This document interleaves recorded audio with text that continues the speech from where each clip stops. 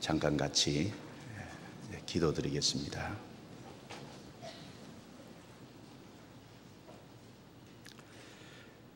거룩하시고 은혜로우시고 자비로우신 우리 아버지 하나님, 참으로 감사합니다. 이 세상 죄 가운데 다른 사람들처럼 동일하게 살아오던 저희들을 그 많은 사람 중에서 먼저 불러 구원해 주시고 하나님의 거룩한 자녀로 삼아 주심을 감사합니다. 또한 저희에게 영생을 허락하시고 그 소망을 갖고 살 수 있도록 도와주신 은혜도 감사합니다. 오늘 하나님 앞과 그리스도 예수 안에서 구원받은 형제 자매들이 함께 모여서 주님의 말씀을 배우며 함께 거룩한 교제를 나눌 수 있도록 도와주신 은혜도 감사합니다. 이 시간을 통해서 우리에게 꼭 필요한 말씀, 생명의 양식이 되는 말씀을 허락해 주시고 하나님의 선하시고 기뻐하시고 온전하신 뜻이 무엇인지 분별할 수 있도록 도와주시옵소서.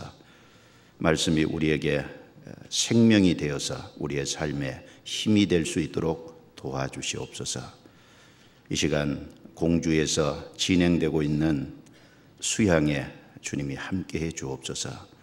이번에도 많은 사람을 불러 모아 주신 것을 감사합니다. 그 참여된 영혼들 한 사람도 이뤄지지 않고 다 구원받아 그곳을 내려갈 수 있도록 도와주시고 말씀을 전하시는 목사님과 또 상담하는 모든 전도인들 담대하게 또 마땅히 할 말을 힘있게 전할 수 있도록 도와주시고 봉사에 참여하고 있는 모든 형제 자매들 자원하는 심령으로 기쁜 마음으로 또 은혜에 보답하는 마음으로 그 일에 참여하게 해주시고 연합함으로 주님의 선을 이루게 해주시고 그 모든 것을 통해서 주님께만 영광이 돌아가게 해 주옵소서. 주님의 이름으로 모이는 모든 곳에 함께 해주시고 혹 참여되지 못한 구원받은 형제 자매들 어느 곳에 어떠한 형편에 있든지 도와주시고 합당하신 은혜로 채워주시기를 원합니다. 우리 모두를 인도해 주시옵소서. 우리를 구원해 주신 주 예수님 이름으로 기도드리옵니다. 아멘. 찬양해 주시겠습니다.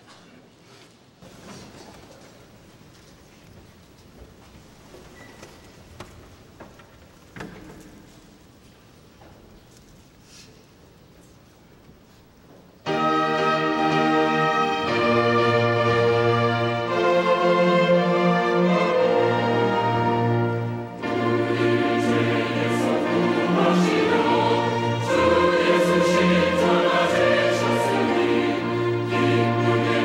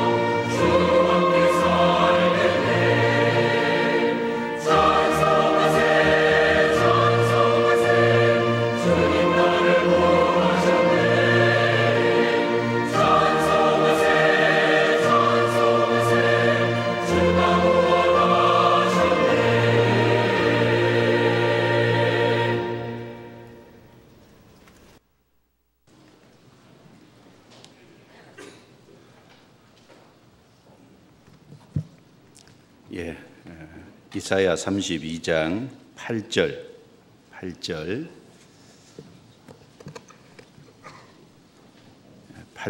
한 구절만 다시 같이 읽겠습니다. 고명한 자는 고명한 일을 도모하나니 그는 항상 고명한 일에 서리라. 지금 공주에서 4차 학예 수양회가 진행되고 있습니다. 어제부터 진행됐는데 목사님께서 어제 저녁 말씀하시고 또 말씀이 있기 때문에 올라오지 못하셨습니다. 그래서 제가 대신 나왔습니다. 4차 수양에 참석하신 분들이 9,443명, 사전 접수 인원이 그렇고요. 현장 접수가 526명, 타차 수가 950명 해서 1,819명입니다. 그래서 어제 저녁 식수 인원이 8,095명인 것을 보면 아마 8,000에서 8,500 사이 성도들과 또 새로 전도된 분들이 와 계신 것으로 좀 추정이 됩니다. 그리고 5차는 어제 저녁까지 사전 접수 인원이 9,047명입니다. 그런데 좀 이상한 소문이 났다 그러죠. 5차가 2만 명이 접수했다고.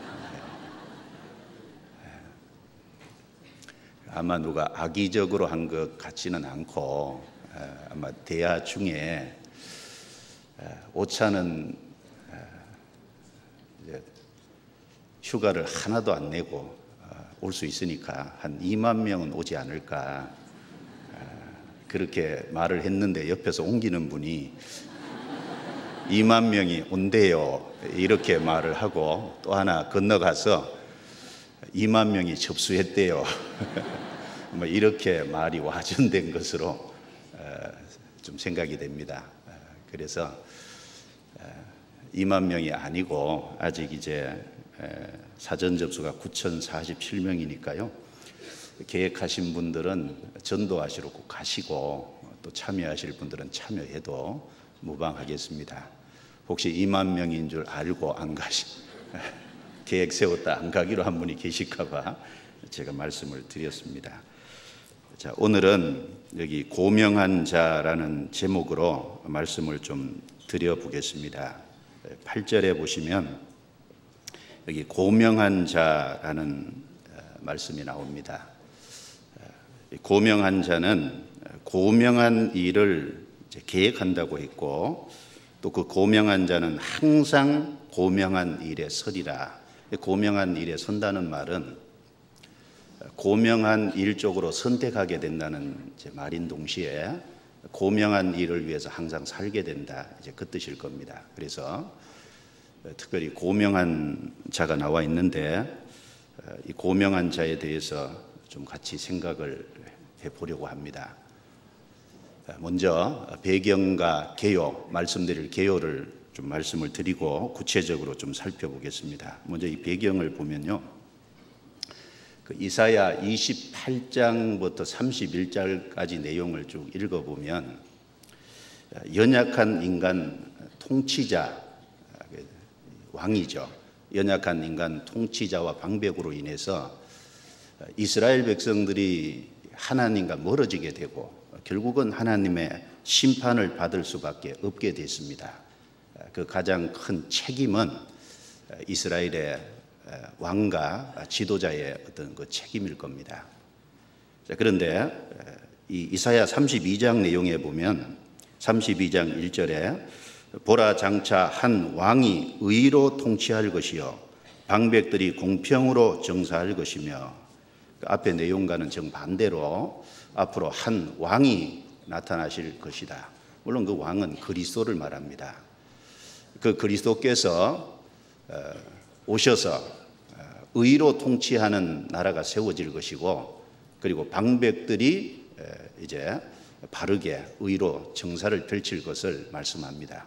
물론 이것은 궁극적으로는 천년왕국에 들어가서 이스라엘이 회복이 되고 그리고 그리스도로 말미암은 실제 메시아 왕국이 이루어질 것에 대한 예언의 말씀입니다. 그래서 그 배경을 갖고 있고 이 이사야 32장의 내용을 세 단락으로 좀 구분할 수가 있겠습니다. 이사야 32장 1절부터 8절 말씀은 즉 한 왕, 즉 그리스도로 말미암은 의로운 통치, 그리고 그 메시아로 말미암아서 주어질 은혜와 그 은혜를 받은 사람의 변화된 삶을 말씀하는 내용입니다. 그리고 9절부터 14절은 이제 두 번째 단락인데, 여기 반복되는 말씀이 안일하다는 말하고 염려 없다는 말이 이제 반복이 됩니다. 9절에 보시면 너희 안일한 부녀들아, 여기 안일하다 이렇게 말씀하죠.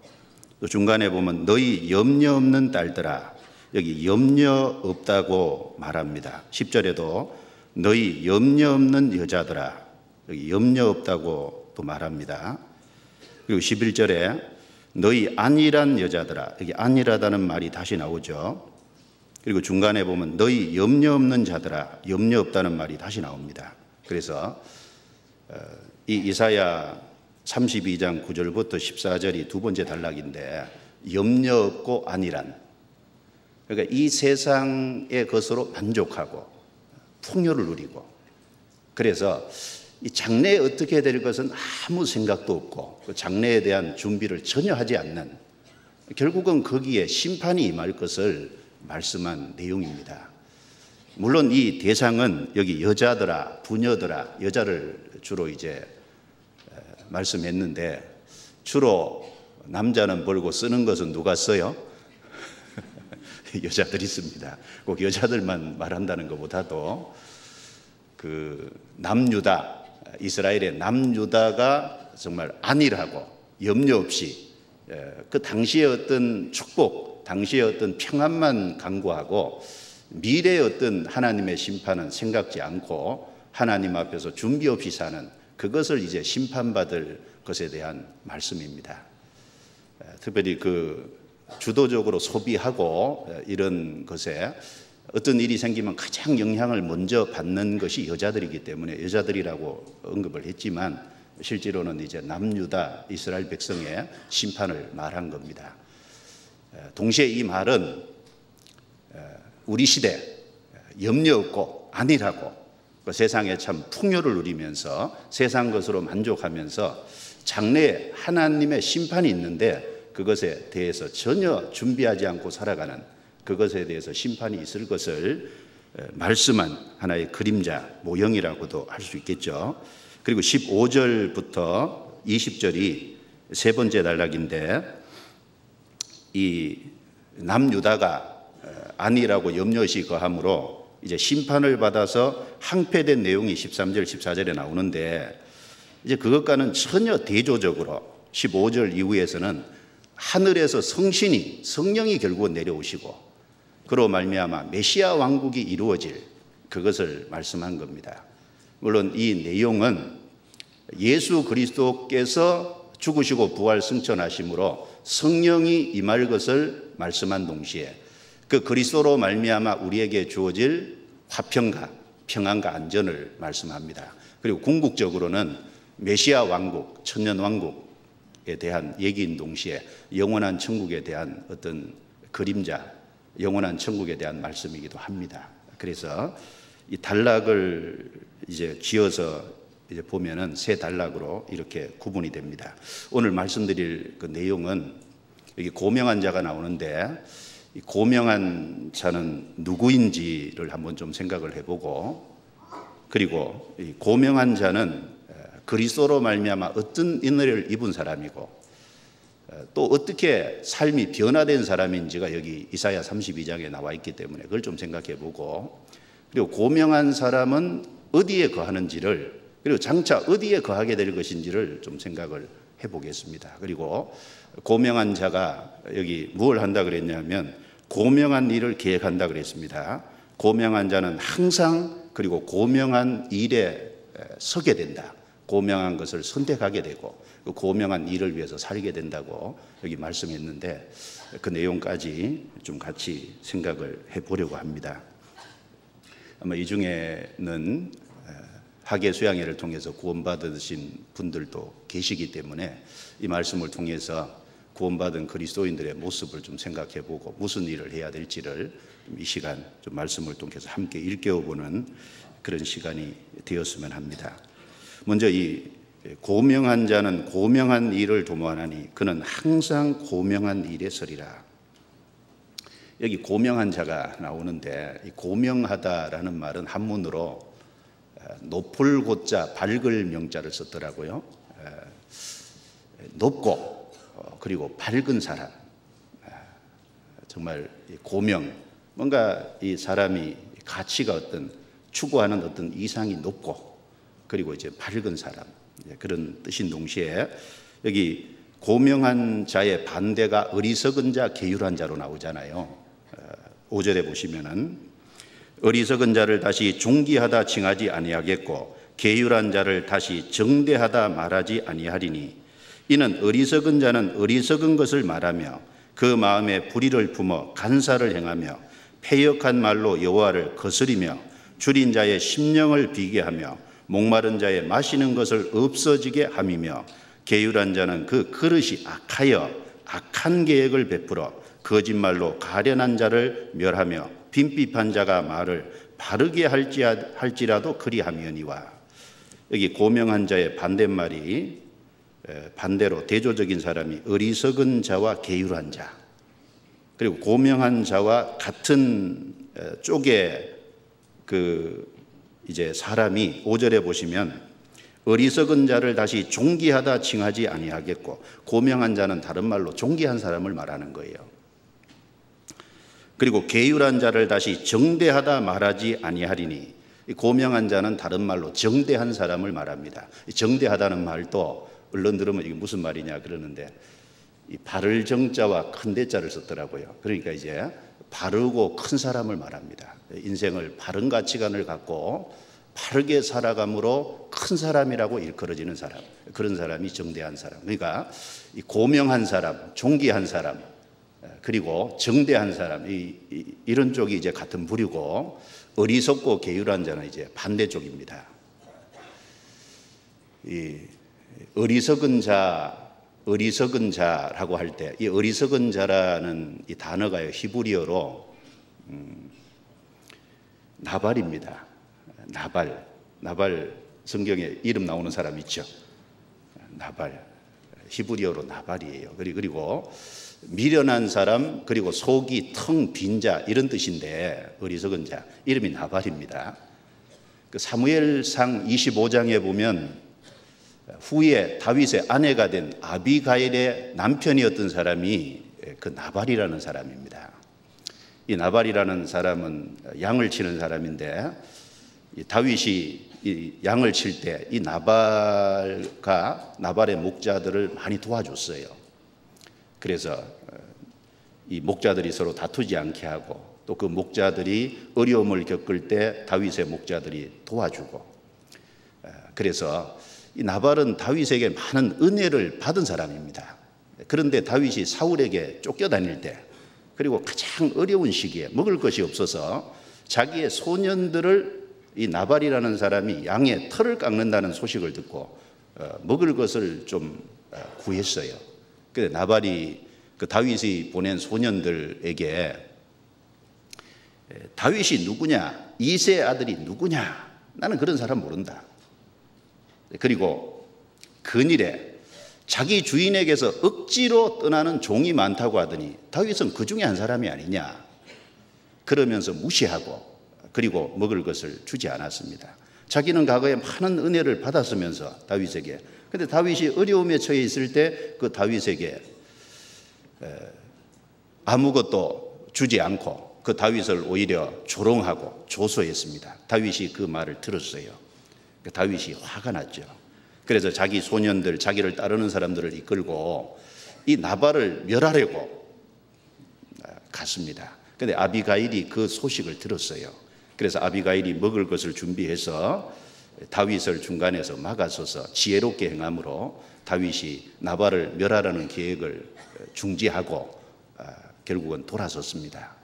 그런데 그날 나발은 아주 만취 상태였어요. 엄청난 잔치를 펼치고 대치해서 그래서 자고 있었습니다. 그래서 이 아비가일은 지혜로운 여인이기 때문에 자기 남편을 깨워서 그 말을 하면 뭐 술 취한 사람에게 말해봤자 아무 소용이 없잖아요.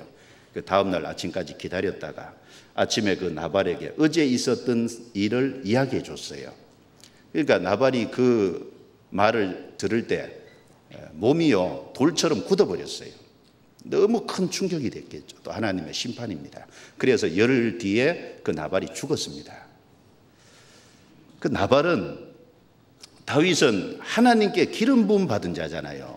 이 다윗을 멸시했다 그 말은 그 뭘 말하는 거냐면 다윗은 그리스도의 그림자니까 결국은 하나님을 거스리고 하나님의 뜻을 거스리고 하나님의 뜻에 대해서 알지 못하고 어리석은 하나님을 거스리는 자, 하나님을 대적하는 자를 말합니다. 결국은 몸이 굳어서 결국은 죽어버린 거예요. 이 어리석은 자는 결국은 하나님이 없다 하는 사람입니다. 시편 14편 1절에 어리석은 자는 그 마음에 이르기를 하나님이 없다 하도다. 그렇죠. 어리석기 때문에 하나님에 대한 지식이 전혀 없고 그래서 그 속이 텅 비어서 하나님을 알지 못하고 하나님 없다고 하는. 에베소서 4장 18절에도 저희 총명이 어두워지고 저희 가운데 있는 무지함과 저희 마음이 굳어짐으로 하나님의 생명에서 떠나 있도다 라고 말씀하셨습니다. 저희 총명이 어두워지고 그렇죠. 하나님을 떠나면 인생이 어두워집니다. 그리고 하나님을 떠나면 결국은 무지하게 되는 거예요. 많은 것을 안다고 할지라도 근본을 알지 못하면 인생은 결국은 속이 텅 빈 자고 무지한 겁니다. 그래서 마음이 굳어짐으로 마음이 돌처럼 단단해져요. 이 나발의 몸이 탁 돌처럼 굳어진 건 마음이 굳어 있는 것의 하나의 그림자입니다. 그래서 결국은 하나님의 생명에서 떠나 있는 하나님의 생명을 받지 못하고 결국은 영원히 멸망받을 그런 사람이 이제 어리석은 자입니다. 결국은 어리석고 게으르하기 때문에 결국은 그 마음에 하나님을 인정치 않기 때문에 결국은 개인주의가 되고 이기주의가 되는 거예요. 이기주의가 되고 그리고 다른 사람의 것을 취하고 다른 사람의 고통을 주고 어렵게 하는 결국은 그 근본을 조사해 보면 마음에 하나님이 없기 때문입니다. 마음에 하나님의 생명을 받지 못했기 때문에 그런 결과가 임하는 겁니다. 그런데 고명한 사람은 그 반대의 사람이죠. 높고 밝은 사람, 그리고 존귀한 사람, 그리고 바르고 큰 사람. 자, 이 성경에 두 부류가 딱 분류가 됩니다. 게으른 자와 어리석은 자, 그리고 고명한 사람. 그러면 우리 한번 생각해 봅시다. 그럼 사람이 태어날 때부터 어리석은 자와 게으른 자로 태어나는 사람이 따로 있고 고명한 사람으로 태어나는 사람이 따로 있을까요? 그래요? 아니죠. 그리고 어리석은 자와 게으른 자가 이 세상에서 교육을 받는다고 해서 고명한 자가 될 수 있을까요? 그것도 불가능한 얘기입니다. 죄인은 선한 일을 해도 죄인입니다. 나쁜 나무는 결국은 나쁜 열매가 맺힐 수밖에 없습니다. 나쁜 나무를 아무리 물을 주고 그리고 나쁜 나무에게 관심을 두고 나쁜 나무를 어떤 걸음을 주고 그렇게 해서 돌보고 그렇게 할지라도 결국은 나쁜 열매만 맺힙니다. 가시는 아무리 돌보고 관심 두고 그래도 가시만 맺혀요. 가시가 훨씬 더 많이 맺히겠죠. 죄인이 선한 일을 한다고 죄인이 아무리 훌륭한 교육을 받는다고 죄인은 죄인입니다. 어리석은 자와 게으른 자는 결국은 어리석고 게으른 일을 할 수밖에 없습니다. 그래서 교육을 받는다고 고명한 자가 되는 것이 아닙니다. 그럼 어떻게 고명한 자가 될까요? 딱 하나입니다. 고명한 분과 연결이 돼야 됩니다. 고명한 분이 누굽니까? 예수 그리스도입니다. 예수 그리스도와 연결이 되고 예수 그리스도로 말미암아 죄사함을 받고 참으로 하나님의 성신을 받을 때 사람이 고명한 사람이 될 수 있는 거예요. 나쁜 나무는 물을 주고 거름을 주고 거기를 돌보고 관심 준다고 거기 좋은 열매가 맺히는 게 아니라 나쁜 나무를 잘라서 좋은 나무에 접을 붙일 때 그 좋은 열매가 비로소 맺힐 수 있는 겁니다. 고명한 자가 되는 유일한 방법은 고명한 분과 연결돼야 돼요. 여러분, 이 세상에 오셨다 가신, 지금부터 2000년 전에 이스라엘 땅에 오셨다 가신 예수 그리스도는 고명한 분입니다. 그리고 그 예수 그리스도는 존귀한 분이셔요. 예수 그리스도는 바로 정대하신 분입니다. 그 예수 그리스도와 연결이 되고 그 예수 그리스도와 연결이 된 사람은 성신을 받잖아요. 그래서 결국은 고명한 분과 연결되고 성신을 받을 때 고명한 자가 될 수 있습니다. 그래서 15절에 보시죠. 15절.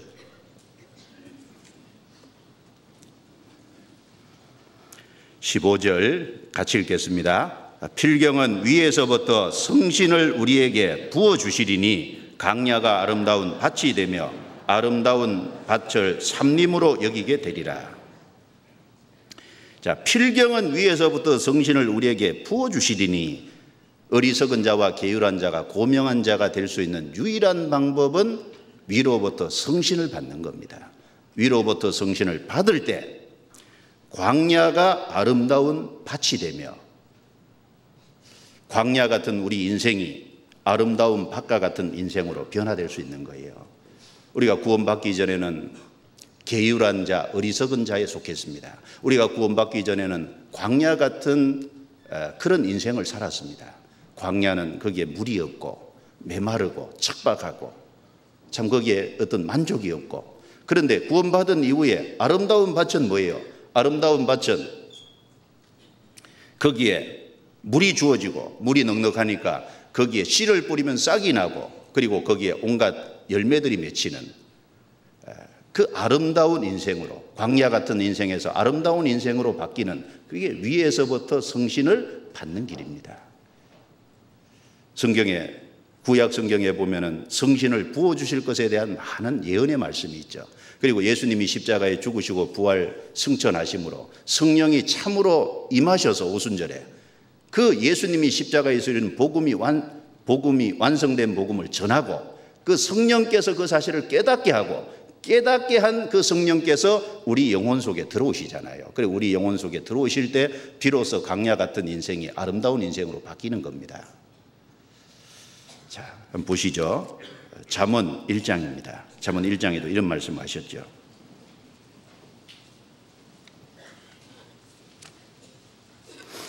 잠언 1장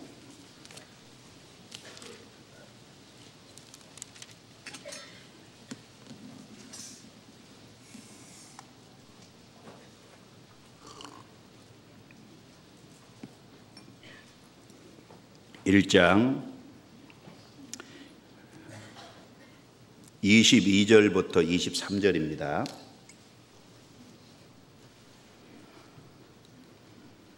같이 읽어보겠습니다. 너희 어리석은 자들은 어리석음을 좋아하며 거만한 자들은 거만을 기뻐하며 미련한 자들은 지식을 미워하니 어느 때까지 하겠느냐. 나의 책망을 듣고 돌이키라. 보라, 내가 나의 신을 너희에게 부어주며 나의 말을 너희에게 보이리라. 자, 아담 안에 태어나는 모든 사람은 어리석은 자와 미련한 자와 거만한 자에 속하는 거예요. 우리도 이 세상에 태어날 때 타락한 아담의 죄의 기질을 물려받았고 이 땅에 날 때부터 어리석은 자와 거만한 자와 미련한 자로 났습니다. 그래서 여기 이야기하기를 너희 어리석은 자들은 어리석음을 좋아한다. 거만한 자들은 거만을 기뻐한다. 미련한 자들은 지식을 미워한다. 어느 때까지 그렇게 하겠느냐. 나의 책망을 듣고 돌이키라. 예, 회개해야 돼요.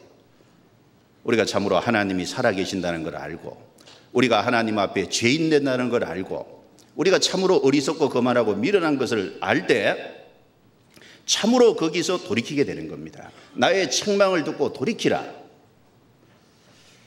회개하고 복음을 믿으라 그러셨잖아요. 회개하고 복음을 믿을 때 뭘 주세요? 성신을 주셔요. 그래서 나의 책망을 듣고 돌이키라.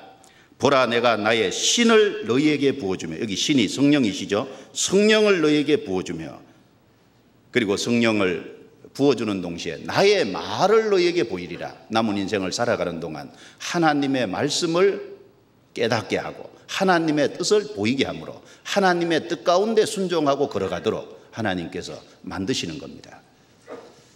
어리석고 미련하고 거만한 자들은 반드시 회개하고 복음을 믿어야 돼요. 그리고 성신을 받아야만 됩니다. 그것이 하나님이 우리에게 요구하시는 거예요. 성경 요엘서 2장입니다. 요엘서 2장.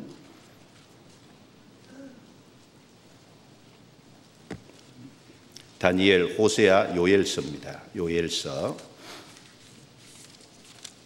요엘서가 어디 있나 못 찾으면 요엘 선지자가 서운해하실 겁니다.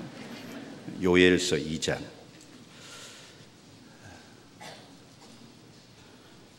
28절부터 32절까지요. 하나님이 예수님 오시기 전에 구약시대부터 성령을 주실 것을 이렇게 예언해 주셨죠. 28절. 그 후에 내가 내 신을 만민에게 부어주리니 너희 자녀들이 장래의 일을 말할 것이며 너희 늙은이는 꿈을 꾸며 너희 젊은이는 이상을 볼 것이며 그때 내가 또 내 신으로 남종과 여종에게 부어줄 것이며 32절 같이 읽습니다. 누구든지 여호와의 이름을 부르는 자는 구원을 얻으리니 이는 나 여호와의 말대로 시온산과 예루살렘에서 피할 자가 있을 것이며 남은 자 중에 나 여호와의 부름을 받을 자가 있을 것임이니라. 그 후에 내가 내 신을 만민에게 부어주리니, 여기 만민에게 부어주리니 옆에 일자가 있는데 밑에 나나주에 모든 육체에게 부어주리니. 구약시대는요 성령을 이렇게 만민에게 부어준다, 모든 육체에게 부어준다, 이런 일이 없었어요. 구약시대는 하나님이 일하시기 위해서 몇몇의 사람, 하나님이 부른 몇몇의 사람에게 성령을 주신 거지 만민에게 부어준다, 모든 육체에게 부어준다, 이것은 예수님의 구속의 사건이 있기 전에는 불가능한 얘기입니다. 29절에도 그때 내가 또 내 신으로 성령으로 남종과 여종에게 부어줄 것이며, 특별히 어떤 사람에게 부어줄까요? 32절에 누구든지 여호와의 이름을 부르는 자는 구원을 얻으리니, 여호와의 이름을 부르는 자, 신약 성경에는 주의 이름을 부르는 자, 주의 이름이 예수잖아요. 예수님의 이름이 구원이잖아요. 구원이라는 뜻이 제사함이잖아요. 제사함에서 구원해 주시는 그 그리스도를 참으로 받아들이는 사람이 주의 이름을 부르는 겁니다. 믿어진 사람이 부를 수 있는 거예요. 그 사람에게 성신을 부어주는 겁니다. 그런 사람은 누구든지 모든 육체에게, 그 말처럼 만민에게, 이스라엘 백성뿐 아니라 이제 이방인에게도 누구든지 믿는 자, 남자와 여자, 남종과 여종 상관없이 성신을 부어주겠다는 이 약속이 예수님이 십자가에 죽으시고 부활 승천 하심으로 10일 뒤에 오순절날 정확하게 이 예언이 이루어진 겁니다. 사람이 성령을 받는 것은 죄사함을 받아야만 성령을 받을 수 있는 거예요. 사도행전 2장, 이 말씀이 이렇게 이루어졌죠. 사도행전 2장.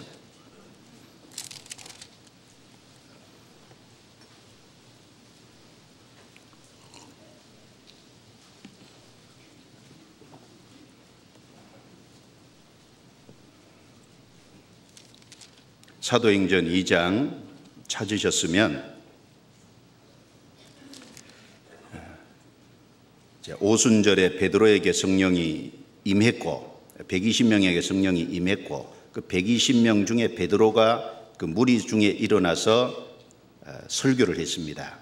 14절에 베드로가 11사도와 같이 서서 소리를 높여 가로되 유대인들과 예루살렘에 사는 모든 사람들아, 이 일을 너희로 알게 할 것이니 내 말에 귀를 기울이라. 때가 제3시니 너희 생각과 같이 이 사람들이 취한 것이 아니라 이는 곧 선지자 요엘로 말씀하신 것이니. 이 사건은 선지자 요엘을 통해서 미리 예언하신 것이 이루어진 것이다라는 말입니다. 그래서 17절부터 21절까지 요엘서를 그대로 인용을 했어요. 그리고 바로 그 요엘서를 이루기 위해서 그 뒤에 보면 예수님이 십자가에 못 박히고 부활 승천하셨고, 그리고 이제 성신을 우리에게 부어주셨다는 말씀을 하십니다. 그러므로 이 말을 듣는 사람이 취해야 될 행동은 37절에 보시죠. 저희가 이 말을 듣고 마음에 찔려 베드로와 다른 사도들에게 물어가로되 형제들아 우리가 어찌할꼬 하거늘. 같이 읽습니다. 베드로가 가로되 너희가 회개하여 각각 예수 그리스도의 이름으로 세례를 받고 죄 사함을 얻으라. 그리하면 성령을 선물로 받으리니. 여기 아주 명쾌하게 말씀했죠. 회개하여, 먼저는 그 잘못된 길에서 돌이켜야 돼요. 정말 자신이 죄 가운데서 살고 그 죄로 말미암아 심판과 멸망을 받는다는 걸 정확하게 받아들이고 그 자리에서 돌이켜야 됩니다. 주님께 나와야 돼요. 그리고 죄 사함을 얻으라. 그리고 십자가에 못 박혀 돌아가셔서 그 죽음과 부활을 통해서 우리의 모든 죄를 해결해 주셨는데 그 죄 사함을 받아들여야 됩니다. 내가 받아들일 때 주님은 확실히 믿게끔, 확신을 갖게끔 도와주셔요. 죄 사함을 얻으라. 그리하면 성령을 선물로 받으리니. 자, 누구에게 성령이 오시냐? 죄 사함을 받은 사람에게 성령이 온다는 걸 알 수 있습니다. 여러분, 구원도 선물이고 죄 사함도 선물이고 성령도 선물이고, 우리 속에 오신 성령은 내가 뭘 잘해서 오시는 게 아닙니다. 죄 사함을 받을 때 주님이 우리에게 주시는 성령 선물이셔요. 그래서 이 성령은 죄 사함 받을 때 우리 속에 오십니다. 에베소서 1장 찾아보죠. 에베소서 1장.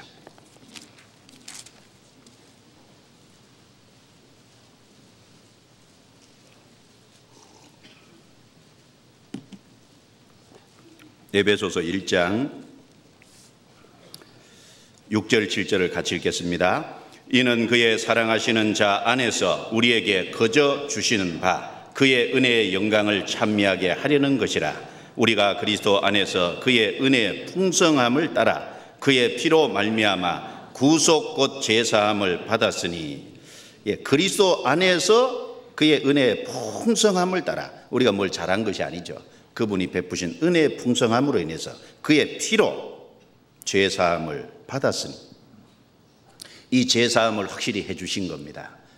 이것이 복음이고, 이 복음의 말씀을 듣고 믿을 때 성령이 우리 속에 딱 들어오시잖아요. 13절 14절을 또 같이 읽죠. 그 안에서 너희도 진리의 말씀 곧 너희의 구원의 복음을 듣고 그 안에서 또한 믿어 약속의 성령으로 인치심을 받았으니 이는 우리의 기업의 보증이 되사 그 얻으신 것을 구속하시고 그의 영광을 찬미하게 하려 하심이라. 진리의 말씀 구원의 복음을 듣고 믿을 때 약속의 성령으로 인치심을 받았으니, 인친다는 말은 도장 친다는 말이죠. 계약 서류에 도장을 탁 치면은 효력이 있어요. 그것처럼 성령을 내 속에 보내셔서 내 속에 들어오게 하신다는 것은 우리가 주님의 소유가 됐다는 증거입니다. 이제 너는 내 거다. 주님께서 성령을 주심으로 주님의 소유로 삼으신 거예요. 그래서 그 얻으신 것을 구속하시고 그의 영광을 찬미하게 하려 하심이라. 그래서 이 성령은 우리가 천국 기업을 얻을 것의 하나의 보증으로, 우리 속에 하나님의 소유가 됐다는 보증으로, 또 고린도후서 5장에 보면은 우리 부활의 몸을 입을 것에 대한 보증으로, 고린도후서 1장에 보면은 우리가 구원받았다는 보증으로 이 성령을 우리에게 주신 거예요. 그래서 우리는 다 아담 안에서 사실은 날 때부터 어리석은 자고 계율한 자고, 또 잠언의 1장에 있는 것처럼 미련한 자고 거만한 자였습니다. 우리는 그런 사람에 불과했는데, 그런 사람인 우리를 그리스도를 십자가에 내어주심으로, 죽음과 부활을 통해서 죄를 씻어주심으로써 이제 우리로 그 사실을 믿게 하시는 동시에 우리에게 성령을 주셔서 우리로 고명한 자, 하나님 앞에 존귀한 자, 하나님 앞에 정대한 자가 되도록 해주신 거예요. 구원을 받은 사람은 하나님 보실 때 고명한 자입니다. 구원을 받은 사람은 존귀한 자예요. 그리고 구원을 받은 사람은 하나님 보실 때 정대한 사람입니다. 하나님 말씀을 받음으로 하나님 앞에 바른 길을 갈 수 있는, 그래서 큰 사람이 될 수 있는 그것을 받은 사람입니다. 그래서 우리가 고명하게 되는 건 성령을 받는 길밖에 없습니다. 다른 길은 전혀 없어요. 그럼 이 고명한 사람이 하나님께 받은 은혜와 변화된 삶이 무엇인지를 조금 생각해 보죠. 이사야 32장, 그 내용이 나와 있죠. 이사야 32장.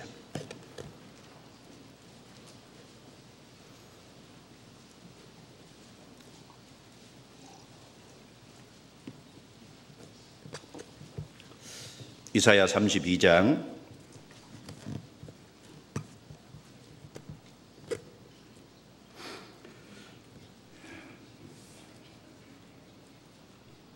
32장 1절부터 4절입니다. 같이 읽어보겠습니다. 보라, 장차 한 왕이 의로 통치할 것이요 방백들이 공평으로 정사할 것이며 또 그 사람은 광풍을 피하는 곳, 폭우를 가리우는 곳 같을 것이며 마른 땅에 냇물 같을 것이며 곤비한 땅에 큰 바위 그늘 같으리니 보는 자의 눈이 감기지 아니할 것이요 듣는 자의 귀가 기울어질 것이며 조급한 자의 마음이 지식을 깨닫고 어눌한 자의 혀가 민첩하여 말을 분명히 할 것이라. 그래서 5절에 어리석은 자를 다시 존귀하다 칭하지 아니하겠고 계율한 자를 다시 정대하다 말하지 아니할 것이다. 이렇게 말했습니다. 이사야 32장 1절은 궁극적으로는 천년왕국에서 이루어질 일입니다. 여기 접고 똑같은 말씀이 이사야 9장에 있는데 한번 보시죠. 이사야 9장 6절.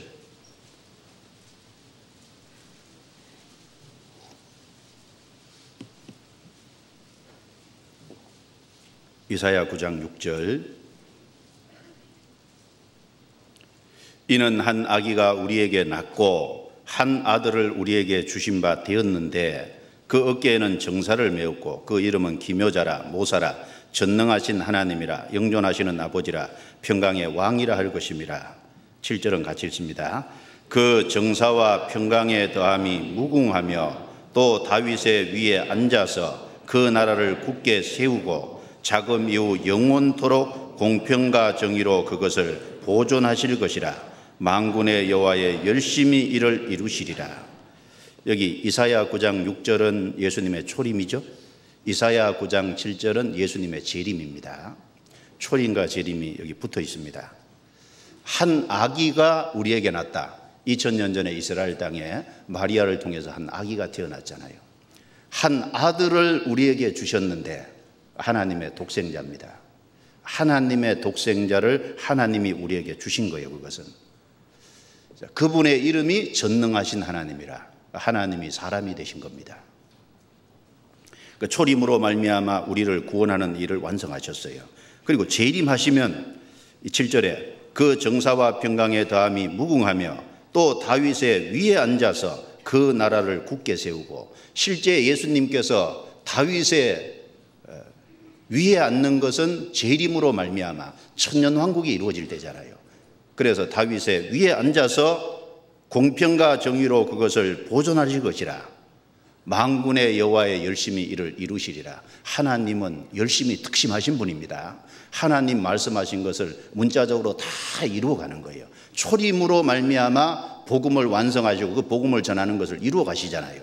재림하시면 그것도 이루어질 겁니다. 그러니까 여기 왕으로서 의로 통치하는, 다윗의 위에 앉아서 통치하는 것은 궁극적으로 천년왕국을 얘기합니다. 이사야 32장 다시 넘어가 보겠습니다. 자, 그런데 예수님이 재림하시는 예수님과 초림하시는 예수님 자신은 동일한 분이잖아요. 그래서 이사야 32장 2절에 여기 또 그 사람은 그 사람이 누굴까요? 1절에 말하는 한 왕을 가리킵니다. 그리스도를 말하는 겁니다. 그리스도께서 재림하셔서 이런 일을 이루실 동시에 예수님은 초림하셔서 복음을 완성하시고 예수님은 초림으로 말미암아 2절부터 4절까지를 이루시는 거예요. 그래서 초림하시는 예수님으로 말미암아 받을 은혜가 무엇인지, 그리고 초림하시는 예수님의 은혜를 받아서 참으로 고명하게 된 사람, 그 사람은 어떻게 삶이 변화될 것인지를 여기 말씀한 겁니다. 여기 2절에 또 그 사람은, 먼저 여기 세 가지를 말했죠. 광풍을 피하는 곳 폭우를 가리운 것 같을 것이다. 두 번째는 마른 땅의 냇물 같을 것이다. 그리고 곤비한 땅의 큰 바위 그늘 같을 것이다. 예수님은 우리에게 어떤 분입니까? 강풍과 폭우를 피하고 가리우는 분 같습니다. 그리고 두 번째는 여기 마른 땅의 냇물 같은 분입니다. 예수님은 우리에게 곤비한 땅의 큰 바위 그늘 같은 분입니다. 구원받은 사람에게, 그래서 구원받아 고명한 사람이 된 사람에게 주님은 이런 분이잖아요. 첫 번째 여기 얘기하기를 강풍을 피하는 곳 폭우를 가리우는 것 같을 것이다, 이 말을 했습니다. 큰 바람이 불 때, 그리고 엄청난 폭우가 내릴 때요, 피할 곳이 없다면 그냥 두려워서 재앙을 당할 수밖에 없잖아요. 그런데 피할 수 있는 곳이 있다는 건 얼마나 축복입니까? 우리나라의 태풍이 가장 크게 피해를 끼친 그 태풍 중에 하나가 2003년에 태풍 매미거든요. 매미인데 그때 119명이 죽었다 그러더라고요. 통계를 보니까. 재산 피해가 무려 4조 7,810억 원이었답니다. 엄청나죠? 이 매미 그 태풍 풍속이요, 초속 60m, 시속 216km였대요. 굉장합니다. 초속 60m면요, 철탑을 희귀할 수 있다는 거예요. 그래서 이제 그보다 더 큰 강풍이면 열차도 탈선시킬 수 있다 그러잖아요. 달리는 열차도 탈선시킬 수 있는. 자, 그렇게 큰 광풍이 있고 그렇게 엄청난 폭우가 내릴 때 강풍을 피하는 곳, 그리고 여기 폭우를 가리우는 곳이 될 것이다. 예수님은 우리 인생에 그런 분이라는 겁니다. 이것은 두 가지 관점에서 생각해 볼 수 있겠죠. 하나는 우리가 구원받을 때 사실은 예수님께 피하게 됐습니다. 우리는 강풍과 폭우를 피해서 예수님께 숨은 거죠. 그리고 구원받은 이후에도 우리의 삶 속에 강풍과 폭우 같은 인생의 험난한 일이 많은데 그때 사실은 예수님이 우리 피난처가 되어주시겠다고 말하는 겁니다. 그 인생은 죄로 말미암아서 죽음을 건너가서 하나님의 심판을 받을 수밖에 없잖아요. 그리고 지옥 형벌에 들어갈 수밖에 없지 않습니까? 거기서 뭐 1, 2년도 아니고 100년도 아니고 1000년도 아니고 영원히 고통을 받을 수밖에 없잖아요.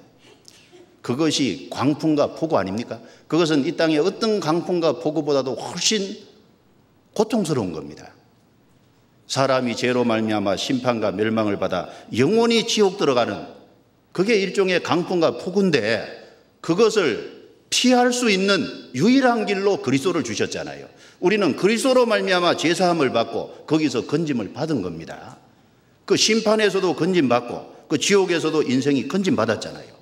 노아 홍수 때 하늘에서 40일 밤낮으로 엄청난 폭우가 쏟아졌습니다. 그래서 모든 사람이 죽었잖아요. 그런데 거기에서 딱 피할 곳은 방주 하나밖에 없지 않습니까? 그 방주에 노아 8식구는 피해서 그 폭우와 강풍을 피한 겁니다. 그 방주는 예수 그리스도의 모형이잖아요. 인생의 심판과 지옥과 이런 강풍과 폭우가 다가오고 있는데 거기서 우리를 피하게 해주시고 거기서 우리를 건져주시고 거기서 예수님이 우리의 피난처가 되어주셨잖아요. 동시에 이 삶을 살아갈 때 인생 중에요, 이 세상에 태풍이 치는 것처럼 우리 삶 속에 큰 강풍이 올 때가 있잖아요. 우리 삶 속에 폭우 같은 엄청난 재앙이 올 수 있잖아요. 그런데 거기에서도 주님은 우리의 피난처가 되시잖아요. 예수님은 우리의 구원자인 동시에 임마누엘입니다. 우리와 함께 같이 계십니다. 주님이 함께 계신 배는 안전한 거예요. 주님이 함께 계신 배는 폭우와 강풍이 불어도 끄떡없는 겁니다. 주님이 계시니까. 주님이 계신 배는 쓰러뜨릴 수 없는 겁니다. 마가복음 4장 넘겨보시죠.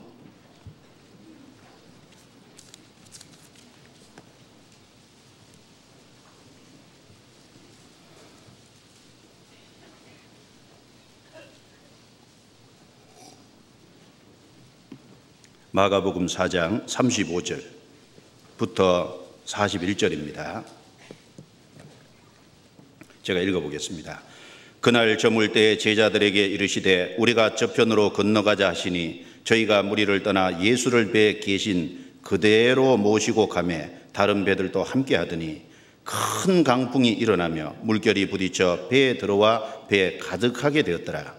예수께서는 고물에서 베개를 베시고 주무시더니 제자들이 깨우며 가로되 선생님이여 우리의 죽게 된 것을 돌아보지 아니하시나이까 하니 예수께서 깨어 바람을 꾸짖으시며 바다더러 이르시되 잠잠하라 고요하라 하시니 바람이 그치고 아주 잔잔하여지더라. 이에 제자들에게 이르시되 어찌하여 이렇게 무서워하느냐 너희가 어찌 믿음이 없느냐 하시니 저희가 심히 두려워하여 서로 말하되 저가 니기에 바람과 바다로도 순종하는고 하였더라. 예수님께서 여기 제자들에게요 우리가 저편으로 건너가자. 먼저 제자들이 가자고 한 것도 아니에요. 주님께서 우리가 저편으로 건너가자. 주님이 제안하신 겁니다. 그리고 주님을 모시고 이제 배를 타고 가는 거예요. 그러니까 주님이 제안하시고 주님을 모시고 가는 배에도 강풍이 일 수 있어요. 우리가 구원을 받고 우리가 주님과 함께 동행하고 있어도 광풍이 올 수 있습니다. 어려움이 올 수 있는 거예요. 얼마든지. 그런데 걱정 없는 것은 주님이 거기 계시잖아요. 주님이 주무시고 계셨어요. 제자들이 걱정이 돼가지고 깨우면서 아니 지금이 어느 때인데 주무시고 계십니까? 흔들 깨웠죠. 주님께서 일어나셔서 얘기하기를 여기 바람을 꾸짖으시며 바다더러 이르시되 잠잠하라 고요하라. 그러니까 바람이 다 그치고 아주 잔잔해졌다 그랬어요. 고요하라 잠잠하라. 바람을 향해서 바람을 책망하신 거예요. 그 뭘 말합니까? 그 환란의 바람을 통제하고 계시는 분이 누구예요? 바다의 물결을 통제하고 계신 분이 누구예요? 자연만 통제하시는 것이 아니라 우리 인생의 환란의 정도를 환란을 불게 하고 환란을 그치게 하는 걸 주관하는 분이 주님이잖아요. 주관자가 주님입니다. 주님이 꾸이시니까 여기 있는 말씀처럼 아주 잔잔해졌어요. 제자들이 깜짝 놀랐습니다. 주님은 우리 인생에 환란을 안 주실 수도 있을 거예요. 그런데 환란을 주시고 그 환란에서 깨닫게 하시는 것이 하나님의 뜻입니다. 제자들이 주님을 모시고 가는 배에 환란이 안 일어나게 하실 수 있을 거예요. 강풍이. 그런데 주님은 강풍이 있게 하시고 강풍이 있는 그 속에서 깨닫게 하시는 분이에요. 제자들은 이걸 통해서 뭘 깨달았을까요? 제자들은 자기 믿음이 연약하다는 걸 알았을 겁니다. 우리가 참 어려움이 오니까 참 볼품없는 사람이구나. 대단한 것처럼 얘기하는데 참 하찮은 거잖아요, 인생이. 그리고 주님을 의지하는 그 믿음도 참 연약해요. 그걸 알았을 거 아니에요. 그리고 자기가 모시고 있는 주님이 바로 바람을 꾸짖을 수 있는 바다의 광풍을 잔잔하게 할 수 있는 그분이라는 걸 알았잖아요. 이런 사건이 있음으로써 주님을 더 알았잖아요. 그리고 이런 사건을 겪음으로써 믿음이 더 자라잖아요.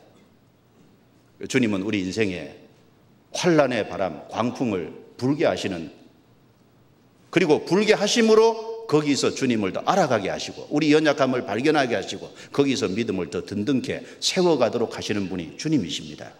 그래서 우리가 하나 알아야 될 것은 주님께서 그 모든 것을 장중에 잡고 계신 분이에요. 그래서 잠언 31장 4절에 바람을 그 장중에 모으신 자가 누구냐. 바람을, 환란의 바람을, 세상 이 바람뿐 아니라 모든 환란의 바람도 그 장중에 모으신 자가 잡고 계시는 분이 누구셔요? 주님이셔요. 우리와 함께 계신 임마누엘입니다. 그래서 결론적으로 주님이 함께 계신 배는 강풍이 아무리 쳐도 깰 수 없어요. 주님이 우리 삶의 임마누엘입니다. 우리와 함께 계셔요. 결론적으로 깰 수 없습니다. 주님은 우리 삶의 광풍과 환난 그것을 피하는 피난처가 틀림없습니다. 해리바람이 지나가죠. 근데 의인은 딱 버티고 있잖아요.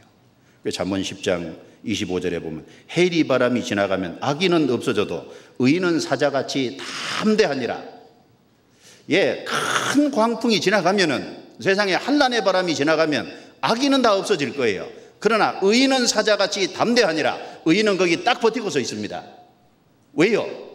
주님이 그 환난의 바람을 통제하고 계시거든요. 주님이 그 환난의 바람을 이기게 하시거든요. 이사야 25장.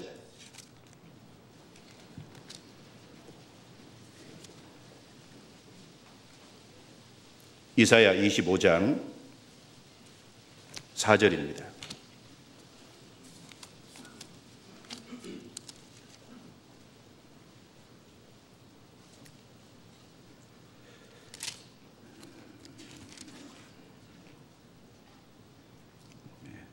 시편 55편 8절입니다. 죄송합니다. 시편 55편 8절 보시죠. 시편 55편 8절을 먼저 보겠습니다.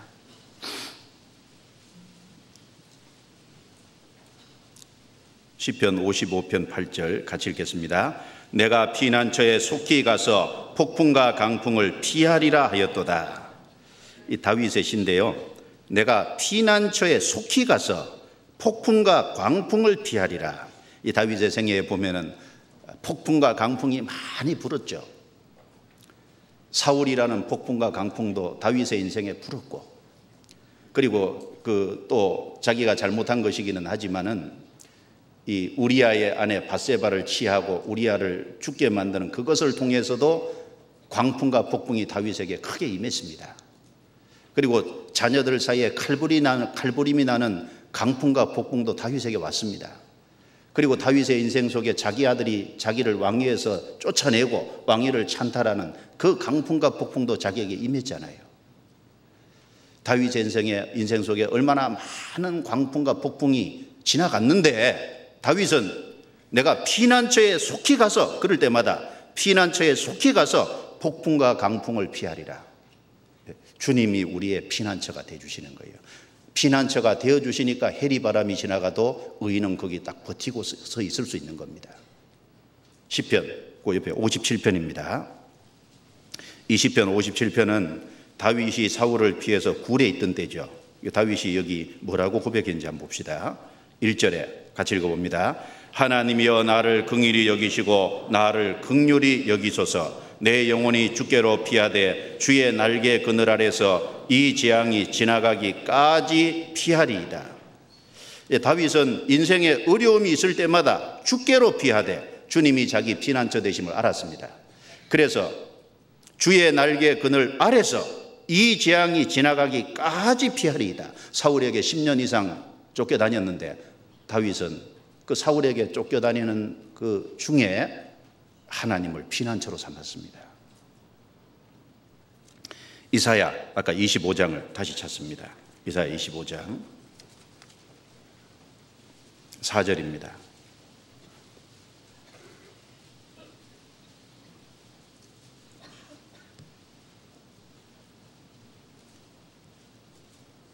(4절 5절을 같이 읽어볼까요? 주는 포악자의 기세가 성벽을 충돌하는 폭풍과 같을 때 빈궁한 자의 보장이시며 환난당한 빈핍한 자의 보장이시며 폭풍 중에 피난처시며 폭양을 피하는 그늘이 되셨사오니 마른 땅에 폭양을 지할 같이 주께서 의인의 혼화를 그치게 하시며 폭양을 구름으로 가리움같이 포악한 자의 노래를 낮추시리이다. 외인의 혼화를 그치게 하시며. 자, 여기 주는 포악자의 기세가, 우리가 이 땅을 살아가는 동안에 제일 무서운 것 중에 하나가 사람이죠. 사람으로 인해서 어려움을 많이 겪을 수 있는데 그 기세가 성벽을 충돌하는 폭풍과 같을 때, 성벽을 폭풍이 막 쳐서 성벽을 때릴 때 성벽이 무너질 수도 있거든요. 그런데 그럴 적에 주님은 보장이 되시고 환난당한 빈핍한 자의 보장도 되시고 폭풍 중에 피난처도 되신다. 그래서 주님은 우리의 피난처가 되십니다. 그래서 주님을 피난처로 삼은 사람은 결코 실망하지 않았습니다. 성경 창세기부터 요한계시록까지 주님을 피난처로 삼은 사람이 결과적으로 끝에 가서 실망했습니까? 다 옳았다는 것이 성경을 통해서 이미 역사 속에서 검증된 거잖아요.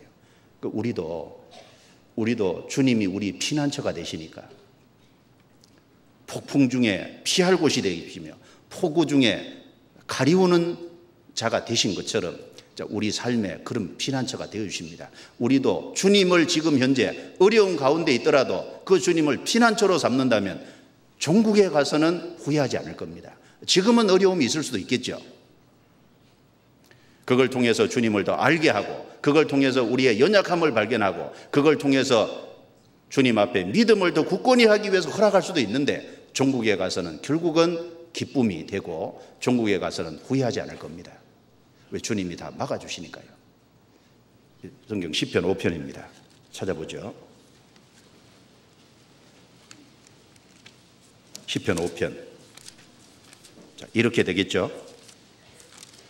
시편 5편 11절 12절입니다.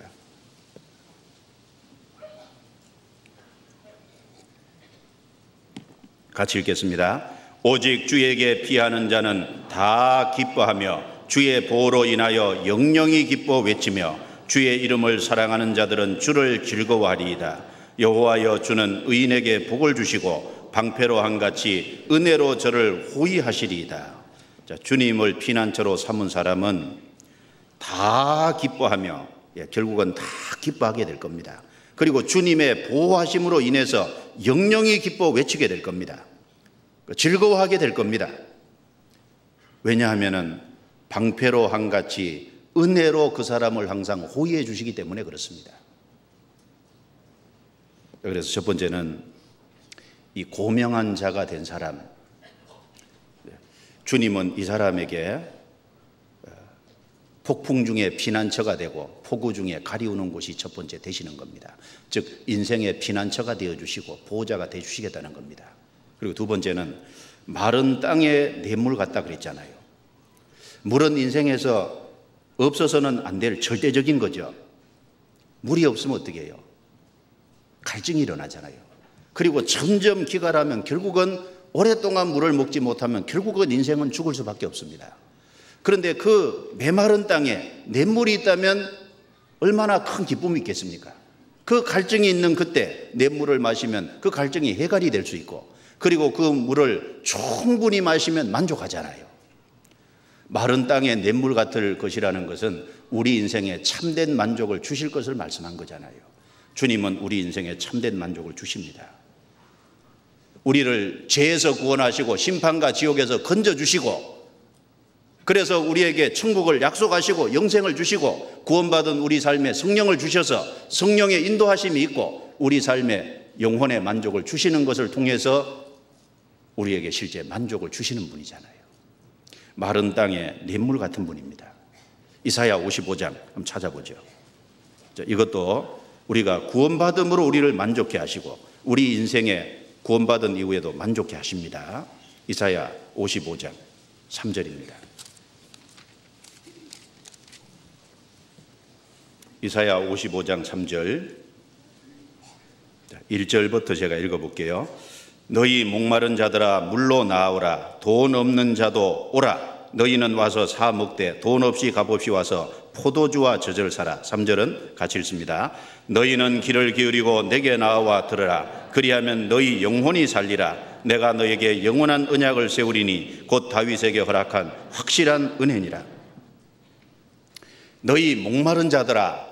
사실 구원받지 않은 인생은 갈증을 느끼는 인생이잖아요. 목마른 인생이잖아요. 목마른 인생은 물로 나와야 됩니다. 물을 줄 수 있는, 그 갈증을 해결해 줄 수 있는 분은 주님이잖아요. 돈 없이 값 없이 와서 사 먹되 그랬습니다. 주님이 우리에게 구원을 주시겠다고 하는 게 뭘 우리에게 하면은 주시겠다고 한 게 아니잖아요. 회개하고 오면 주님이 물을 주시겠다고 한 겁니다. 여기 물이 뭡니까? 3절에 귀를 기울이고 내게 나와 들으라. 그리하면 너희 영혼이 살리라. 내가 너에게 영원한 언약을 세우리니 곧 다윗에게 허락한 확실한 은혜니라. 여기 물이 영혼을 살려주겠다는 거예요. 주님과 올바른 관계를 맺게 해주겠다는 겁니다. 우리가 죄로 말미암아 하나님과의 관계가 끊어지고 하나님을 멀리 떠나서 심판과 그리고 멸망에 빠질 수밖에 없잖아요. 죄로 말미암아 하나님과 교통이 단절된 거예요. 죄로 말미암아 영혼이 죽은 겁니다. 그런데 길을 그리고 나와 듣기만 하면 돈 없이 값 없이 주님이 그 십자가에서 베푸신 은혜, 다윗에게 허락한 주겠다고 예언하신 그 확실한 은혜, 그것을 우리가 얻을 수 있잖아요. 그 죄사함의 진리를 받아들일 때 우리 영혼이 살아나잖아요. 하나님과 관계가 교통이 이루어집니다. 여러분, 우리 인생에 무엇이 만족인가요? 우리가 하나님을 떠나 있다가 우리 인생에 하나님과 올바른 관계가 맺어지고 우리 인생에 하나님이 들어오신 것이 그게 최고의 만족 아닙니까? 그 만족이잖아요. 마른 땅에 냇물 같게 하셨습니다. 그리고 구원받은 이후에도 우리 삶 속에 계속해서 필요한 것으로 만족해 채워주시고 계시잖아요. 요한복음 4장 13절 14절에 보면은 사마리아 그 우물가에 있는 여인에게 예수님이 한 말씀 잘 아시죠? 이 물을 먹는 자마다 다시 목마르려니와 내가 주는 물을 먹는 자는 영원히 목마르지 아니하리니 나의 주는 물은 그 속에서 영생하도록 솟아나는 샘물을 주리라. 자, 주님과 관계를 맺게 해줄 뿐 아니라 우리에게 영생을 주셨잖아요. 영생하도록 솟아나는 샘물이 되리라. 퍼내는 선물이 아니라 그냥 흘러넘치는, 솟아나잖아요. 냇물 중에도 이렇게 물이 고여 있어서 두레박을 그릇을 가지고 퍼내는 게 있고 솟아나서 흘러넘치는 게 있잖아요. 영생하도록 솟아나는 샘물이 되리라. 솟아나는 샘물입니다. 우리에게 영생을 주심으로 우리에게 만족을 주셨어요. 우리가 이 세상에 뭘로 만족할 수 있겠습니까? 그 사마리아 여인 5번째 남편하고 이혼하고 6번째 남편하고 삽니다. 남편이 만족을 줄 수 없어요. 진정한 의미에서. 자식도 안 됩니다. 돈도 안 됩니다. 쾌락도 안 됩니다. 스포츠가 만족을 줄까요? 스포츠 지나치게 하면 빨리 죽어요. 도박도 만족을 줄 수 없습니다. 쾌락도 만족을 줄 수 없어요. 자, 무엇이든지 인생에 진정한 만족을 줄 수 없습니다. 그걸 솔로몬의 생애를 통해서 잘 알려주셨잖아요. 솔로몬은 다 누리고 다 해봤습니다. 그런데 솔로몬이 헛되고 헛되니 모든 것이 헛되다 그랬잖아요. 그건 진정한 만족이 없더라. 솔로몬이 한 말이 뭡니까? 전도서 2장 17절에 보면은 새 사람이 해 아래에서 먹고 마시며 수고하는 가운데 심령으로 낙을 누리게 하는 것보다 나은 것이 없나니 내가 이것도 본즉 하나님의 손에서 나는 것이로다. 심령으로 만족을 누리는 그것보다 더 기쁜 것이 어디 있어요? 우리 영혼의 만족, 영혼의 갈증이 해결되는, 영생하도록 솟아나는 샘물, 영생을 얻었을 때 그 진정한 만족, 그리고 우리 인생에 성령을 주심으로 우리 인생을 바른 길로 인도해 가시잖아요. 만족을 주신 겁니다. 이 AD 10세기에요. 사라센 제국을 다스렸던 칼리프 압둘라만 3세라는 왕이 있었는데 이 왕이 49년 동안 다스렸대요. 이 왕이 다스릴 때 가장 강력한 육군과 수군을 보유하고 있었는데 이 나라에서 한 해 벌어들이는 수익금이 3억 3,600만 달러. 그 당시로는 굉장한 겁니다. 그리고 그의 개인 재산이 26억 달러. 어마어마합니다. 그리고 그의 아내가 6,321명, 그의 자식이 618명, 618명 이름도 다 알기도 어렵겠죠. 49년 동안 자기 하고 싶은 대로 다 하다가 죽었어요. 그가 유서를 남기고 죽었는데 그 죽은 이후에 유서가 공개됐는데 그 유서에 여러 내용이 있습니다. 그 중에 특이한 게 하나가 뭐냐면 자기가 49년 동안 왕으로 있으면서 자기가 행복을 느낀 날은 14일이었다. 그렇게 적어놨다는 거예요. 여러분 49년 동안 지하고 싶은 대로 다 했는데 행복했다고 생각한 날은 14일이었다. 세상이 그렇습니다. 이 세상은 진정한 만족을 줄 수 없습니다. 그러나 그리스도는 우리 삶에 마른 땅의 냇물 같잖아요. 정말 참으로 우리 인생에 만족을 주실 수 있는 분입니다. 이사야 58장 찾아보겠습니다. 11절 이렇게 말씀하셨죠.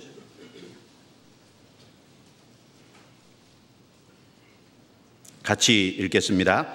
나 여호와가 너를 항상 인도하여 마른 곳에서도 내 영혼을 만족해 하며 내 뼈를 경고케 하리니 너는 물된 동산 같겠고 물이 끊어지지 아니하는 샘 같을 것이라. 마른 곳에서도 내 영혼을 만족해 하며, 이 마른 곳이 가물대도잖아요.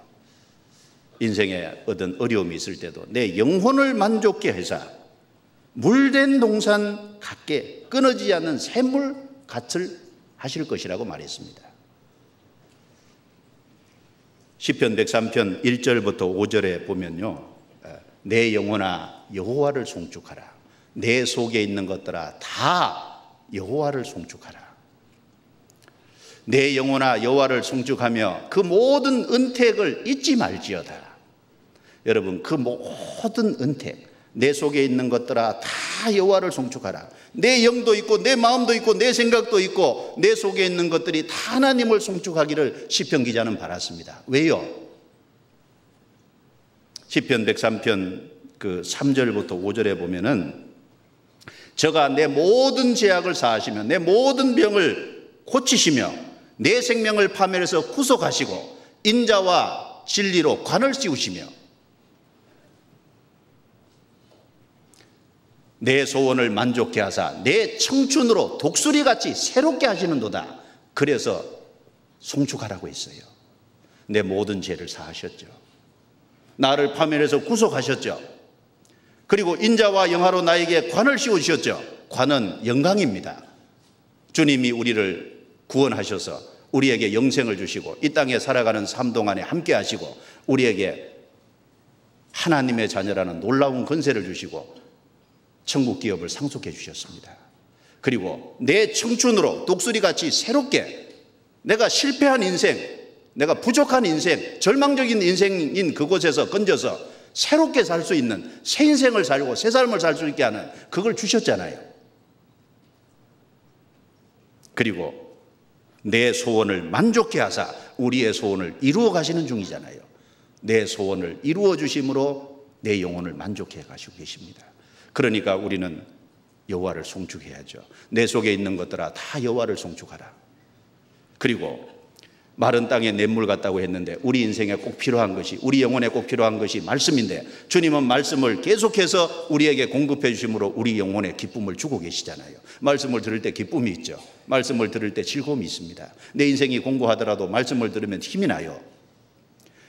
매일매일 광야에서 만나를 내려주시는 것처럼 매일매일 우리 인생에 말씀을 주고 계시잖아요.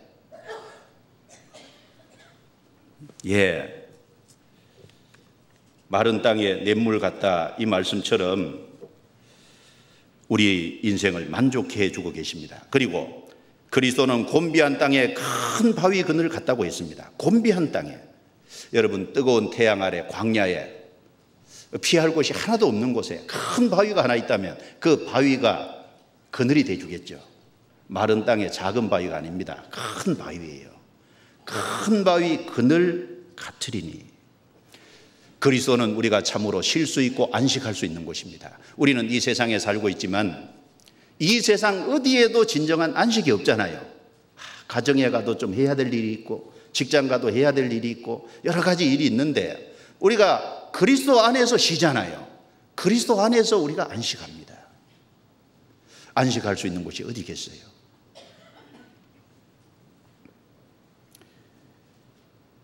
우리는 구원을 받음으로 지옥의 형벌에서 우리가 건진받음으로 우리 영혼이 안식이 됐고 그리고 우리가 남은 생애 속에서도 주님을 우리의 안식처로 삼고 살아갑니다. 주님만이 우리의 안식처가 될 수 있어요.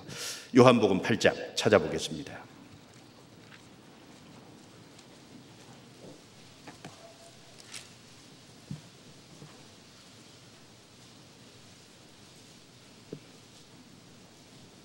요한복음 8장 32절부터 36절까지 제가 읽습니다. 진리를 알지니 진리가 너희를 자유케 하리라. 저희가 대답하되 우리가 아브라함의 자손이라 남의 종이 된 적이 없거늘 어찌하여 우리가 자유케 되리라 하느냐. 예수께서 대답하시되 진실로 진실로 너희에게 이르노니 죄를 범하는 자마다 제 종이라. 종은 영원히 집에 거하지 못하되 아들은 영원히 거하나니 그러므로 아들이 너희를 자유케 하면, 같이 읽습니다. 너희가 참으로 자유하리라. 진리를 알지니 진리가 너희를 자유케 하리라. 이 진리가 뭐겠어요? 예수 그리스도 자신이고 예수 그리스도께서 십자가를 통해서 이루어 놓으신 일이잖아요. 그걸 통해서 자유케 된다는 것은, 자유는 안식이고 쉼입니다. 유대인들이 얘기했어요.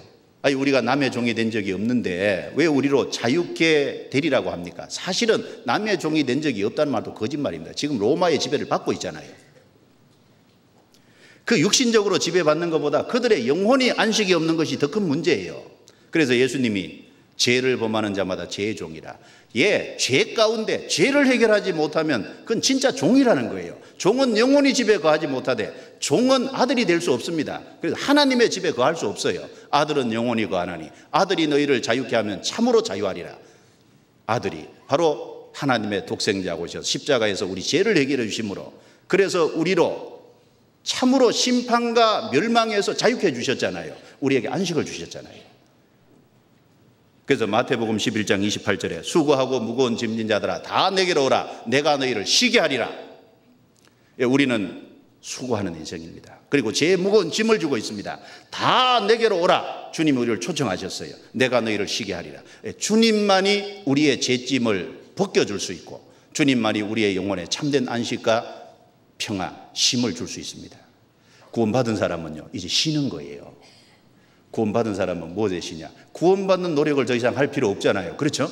주님께서 6일 동안 천지를 창조하고 7일째 쉬셨잖아요. 우리도 구원받으면 구원받는 일에 대해서는 쉬는 겁니다. 히브리서 4장 찾아보겠습니다. 히브리서 4장 10절입니다.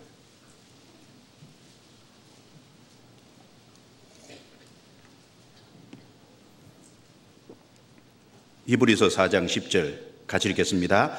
이미 그의 안식에 들어간 자는 하나님이 자기 일을 쉬심과 같이 자기 일을 쉬느니라. 이미 그의 안식에 들어간 자는, 안식에 들어갔다는 게 여기 무슨 안식일까요? 영혼의 안식. 우리 참으로 구원을 받고 영혼의 안식에 들어간 사람, 그 사람은 하나님이 자기 일을 쉬심과 같이 6일 동안 일하시고 7일째 쉬신과 같이 일을 다 했기 때문에 쉬신 거예요. 자기 일을 쉬느니라. 무슨 일요? 구원받는 일을 위해서, 자기 구원의 일을 위해서는 이제 수고 안 해도 되잖아요. 여러분, 구원을 못 받아서요 참 고통하는 분이 있죠. 그렇죠? 구원받기를 원하는데 참 그거 잘 안 돼서, 어떤 분은 너무 쉽게 구원받아서 참 어려운지 모르는데 어떤 분은 구원 받으려고 해도 안 돼서 고생하는 분이 있잖아요. 우리는 그 죄에서 쉬고 죄의 형벌을 대신 갚아주셨으니까 이제 심판과 멸망에서 자유하고 우리 구원에 대해서 더 이상 수고할 필요가 없고, 그리고 이제 우리 신앙생활 속에서도 우리가 참으로 쉴 수 있는 분은 그리스도예요. 이 세상은 참 피곤한 곳이잖아요. 고통스러운 곳이잖아요. 우리가 직장 생활하면서 사람들을 만나고 있으면서 편안해요? 구원 안 받은 불신자를 만나면요, 만나고 있으면서 저 같은 경우는 그렇습니다. 행동 거지가 굉장히 조심스럽잖아요. 안 그래요? 내가 말 한마디, 행동 하나를 잘못하면 이분에게 걸림이 될 건데, 그래서 불신자 만나면 마음에 평안이 좀 없는 것 같아요. 신경 쓰잖아요, 자꾸. 그런데 이 하나님의 몸된 교회, 형제 자매들 속에 있으면, 교제 속에 있으면 마음이 평안하잖아요. 그런 생각 안 해도 되잖아요. 물론 좀 조심해야 되지만, 참으로 쉴 수 있는 곳이 그리스도 아닙니다. 주님 아니에요. 교회 아니에요. 마태복음 11장 29절부터 30절에 나는 마음이 온유하고 겸손하니 나의 멍에를 메고 내게 배우라. 그리하면 너희 마음이 쉼을 얻으리니 이는 너희 멍에는 쉽고 내 짐은 가벼움이니라 그러셨어요. 우리가 구원을 받은 이후에 어떻게 마음이 쉴까요? 마음이 쉬냐면 주님의 멍에를 메고 주님께 순종하고 주님이 가신 길을 따라갈 때 우리 마음의 평안을 얻어요. 육신적으로는 좀 힘들 수 있지만 그 마음이 평해요. 이는 내 멍에는 쉽고 내 짐은 가볍다는 건 주님이 같이 져주셨잖아요. 내가 지기 어려운 건 주님이 져주시잖아요. 아가서 그래서 2장 3절에 보면 남자들 중에 나의 사랑하는 자는 숲풀 가운데 사과나무 같구나. 내가 그 그늘에 앉아서 심히 기뻐하였고 그 실과는 내 입에 달았구나. 예수님을 숲풀 가운데 사과나무라 그랬어요. 숲풀은 쫙 있는데 그 중에 우뚝 솟은 사과나무, 그 사과나무의 역할은 사과 열매를 주죠. 주님은 우리에게 풍성한 생명을 주십니다. 힘을 주셔요. 그리고 그 사과나무는 광야에서 그늘이 되어줄 수 있잖아요. 그늘. 여러분 룻기서에 보면요, 룻은 하나님의 날개 그늘 아래 자기 인생이 보호받기를 진짜 원했습니다. 모압 땅에 부모 친척을 떠나서 왜 이스라엘 땅까지 왔을까요? 하나님의 그늘에 쉬기 위해서, 하나님의 그늘 아래서 보호받기 위해서 온 거예요. 하나님이 갚아주셨잖아요. 성경 룻기 2장입니다. 룻기 2장 12절. 룻기 2장 12절입니다.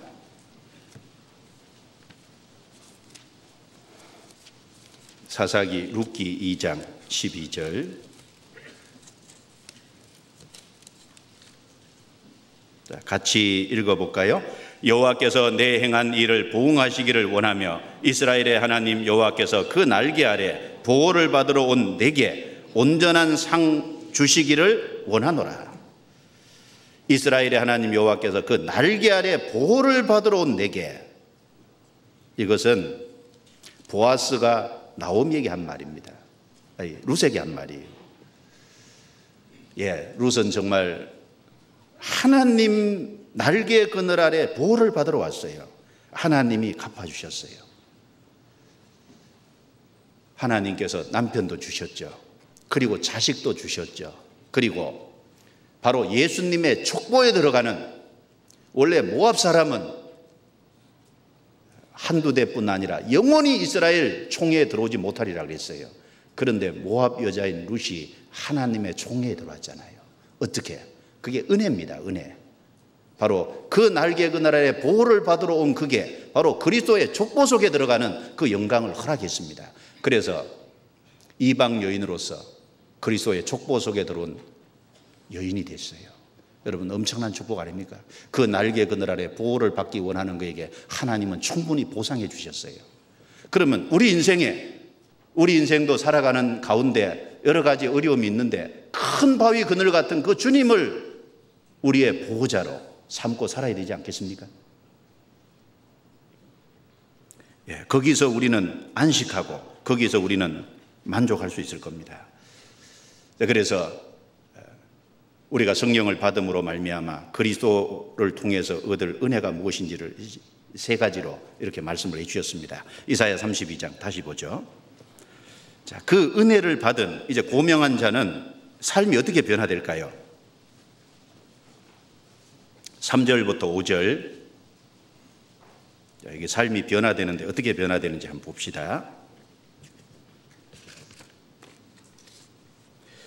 보는 자의 눈이 감기지 아니할 것이요 듣는 자의 귀가 기울어질 것이며 조급한 자의 마음이 지식을 깨닫고 어눌한 자의 혀가 민첩하여 말을 분명히 할 것이라. 어리석은 자를 다시 존귀하다 칭하지 아니하겠고 게으른 자를 다시 정대하다 말하지 아니하리니. 여기 몇 가지를 얘기했죠. 첫 번째, 보는 자의 눈이 감기지 않는다. 이것은 주님을 참으로 만난 사람들은 눈이 밝아질 것을 말한 겁니다. 감기지 않는다는 건 눈이 밝아진다는 거죠. 두 번째는 듣는 자의 귀가 기울어진다. 주님을 참으로 만난 사람은 주님의 말씀에 귀 기울이고 주님의 말씀을 참으로 사모하고 주님의 말씀을 받고 기울어진다는 건 뭐예요? 그 주님의 말씀에 순종하는 삶을 살게 된다는 겁니다. 그리고 조급한 자의 마음이 지식을 깨닫고, 우리는 구원받기 전에 마음이 조급했어요. 그래서 우리 생각대로 우리 마음대로 행동을 했습니다. 실수하는 것 투성이죠. 그런데 그 마음의 지식을 깨달음으로 참으로 분별하고 때로는 기다리고 주님의 뜻 가운데 행동하게 할 수 있는 사람이 된 겁니다. 그리고 여기 어눌한 자의 혀가 민첩하여 말을 분명히 할 것이라. 어눌한 자의 혀, 귀가 열리고 말이 분명해지죠. 그래서 구원받은 사람은 말이 아주 분명해집니다. 확신 있게 자신 있게 말할 수 있잖아요. 그리고 5절에 어리석은 자를 다시 존귀하다 않지 않죠. 계율한 자를 다시 정대하다 말하지 않으니, 이것은 바른 분별력을 갖게 될 것을 말합니다. 구원받은 사람은 사람이나 사물에 대해서 바른 분별력을 갖게 됩니다. 여러분, 구원받은 사람이 이렇게 변화되는 것이 너무나도 당연한 거 아닙니까? 먼저 그리스도를 만난 사람, 그래서 참으로 고명한 자가 된 사람은 눈이 밝아지게 돼 있어요. 왜 이 말을 했냐 하면은 이사야 28장을 보겠습니다. 왜 눈이 밝아진다는 말을 했냐 하면은 여기 하나님이 눈을 어둡게 했거든요. 이사야 28장 9절입니다. 이사야 29장 9절. 너희는 놀라고 놀라라. 너희는 소경이 되고 소경이 되라. 그들의 취함이 포도주로 인함이 아니며 그들의 비틀거림이 독주로 인함이 아니라 대저 여호와께서 깊이 잠들게 하는 신을 너희에게 부어주사 너희의 눈을 감기셨음이니, 눈은 선지자요 너희 머리를 덮으셨음이니 머리는 선견자라. 그러므로 모든 묵시가 너희에게는 마치 봉한책의 말이라. 그것을 유식한 자에게 주며 이르기를 그대에게 정하노니 이를 읽으라 하면 대답하기를 봉하였으니 못하겠노라 할 것이요, 또 무식한 자에게 주며 이르기를 그대에게 정하노니 이를 읽으라 하면 대답하기를, 같이 읽습니다. 나는 무식하다 할 것이니라. 인간이 하나님을 떠나서 죄를 짓고 우상을 숭배함으로 하나님의 뜻과 하나님의 말씀을 보지 못하고 듣지 못하게 눈을 감겨버렸잖아요. 하나님이 눈을 감기셨습니다. 그런데 구원을 받으면은, 참으로 성령을 받으면은 그 소경됐던 눈이 열리잖아요. 눈이 감겨 있으면 아무것도 볼 수 없는데 눈이 밝아짐으로 말미암아 이제 많은 것을 볼 수 있게 된 겁니다. 여기 마가복음 9장에 보면요, 소경된 자가 있습니다. 주님이 한번 안수하셨더니 눈이 조금 밝아졌어요. 무엇이 보이느냐 그러니까 나무 같은 것들이 걸어 다니는 것이 보입니다. 사람이죠, 그렇죠? 사람인데 나무로 보이는 거예요. 흐릿하게 보이는 겁니다. 주님이 두 번째 안수하니까 주목하여 보더니 나아서 만물을 밝히 보는지라. 만물을 밝히 보게 되잖아요. 구원받으면 만물을 밝히 보게 됩니다. 틀림없지 않습니까? 그래서 첫 번째는 하나님이 보이잖아요. 구원 안 받으면 이 세상 눈에 보이는 것밖에 보이지 않는데, 구원 딱 받으면은 이 보이는 사물 배후에 계시는 보이지 않는 하나님이 명확하게 보이잖아요. 아, 하나님이 살아계시구나. 이 모든 것을 만드신 분이 하나님이시구나. 하나님이 보이잖아요. 그리고 이 모든 것들이 어디서 왔는지 그 근원이 보입니다. 그리고 무엇이 처음인지 나중인지 밝게 알게 되잖아요. 여러분, 계란이 먼저입니까? 닭이 먼저입니까? 옛날에 계속 논쟁했잖아요. 지금 안 믿는 분에게 물어보세요. 뭐가 먼저인지 계속 싸워요. 그런데 성경을 딱 알고 확실하게 성경을 받아들이고 하나님 아는 사람은요, 닭이 먼저다 분명히 말할 수 있잖아요. 이 사물이 명확하게 보이거든요. 그리고 예수 그리스도가 나의 구세주라는 사실이 보이잖아요. 십자가에서 내 죄를 다 처리했고 내 죄가 없어졌다는 사실이 보이잖아요. 그리고 하나님이 역사하시는 모습도 보이잖아요. 장래의 일도 보이고 내세의 일도 보이고 천국도 보입니다. 보지 못했던 것이 보이기 시작하는 거예요. 그리고 참 놀라운 것은 이 말씀이 보이기 시작합니다. 구원 안 받으면요, 성경 볼 때 자꾸 졸리잖아요. 그러니까 잠 안 오면 성경 갖다 읽는데요. 구원 안 받으면 성경이 검은 것은 글씨요 흰 것은 종이요 잘 모릅니다. 읽기는 읽어도. 성경을 몇 번 옮겨 적었다는 사람도 성경 내용을 잘 몰라요. 그런데 구원 받으면 성경이 보이기 시작하잖아요. 물론 한꺼번에 다 보이는 건 아니지만 처음에는 구원받은 내용이 보이고 그 다음에 이게 차츰차츰 신앙이 자라가면서 성경에 많은 내용이 눈에 보이기 시작하잖아요. 그리고 더 나아가면은 잃어진 영혼도 보입니다. 내 주변에 잃어진 영혼을 보이니까 전도해야겠다는 마음도 생기고, 그리고 더 멀리까지 나가서 저 해외 멀리 있는 잃어진 영혼도 보이는 거예요. 그러니까 선교까지 가야 되겠다는 마음이 생기는 겁니다. 눈이 점점 밝아지잖아요. 이 고명한 자가 된 사람은 눈이 밝아지는 겁니다. 사도 요한은 요한계시록을 다 본 사람이잖아요. 그러니까 받아 적었는데 내가 보니 사도 요한이 뭘 봤습니까? 예수님의 재림도 보고 일곱 교회 시대에 역사하시는 주님도 보고 그리고 주님이 재림하시면 그 위에 어떻게 될 것도 보고 그리고 이 세상의 7년 환란도 보고 천년왕국도 보고 영원한 천국까지 보고 사도 요한은 다 봤잖아요. 근데 구원받은 사람도 참 신기하게 요한계시록이 이해가 돼가고 요한계시록을 통해서 우리도 그걸 보고 있잖아요. 사도 요한이 봤던 것을 우리도 보고 있다는 게 놀라운 거 아닙니까? 그리고 그리스도의 말씀을 듣는 자는 귀가 기울어지잖아요. 주님께로 귀가 기울어집니다. 참 신기한 게 구원받으면 그래서 성령을 받으면은 고명한 자가 되면은 고명한 분이 말씀하신 주님의 말씀에 귀 기울어지잖아요. 사모하게 되잖아요. 그리고 그 말씀을 순종하고 싶은 마음이 들지 않습니까? 성경 누가복음 10장입니다. 보겠습니다.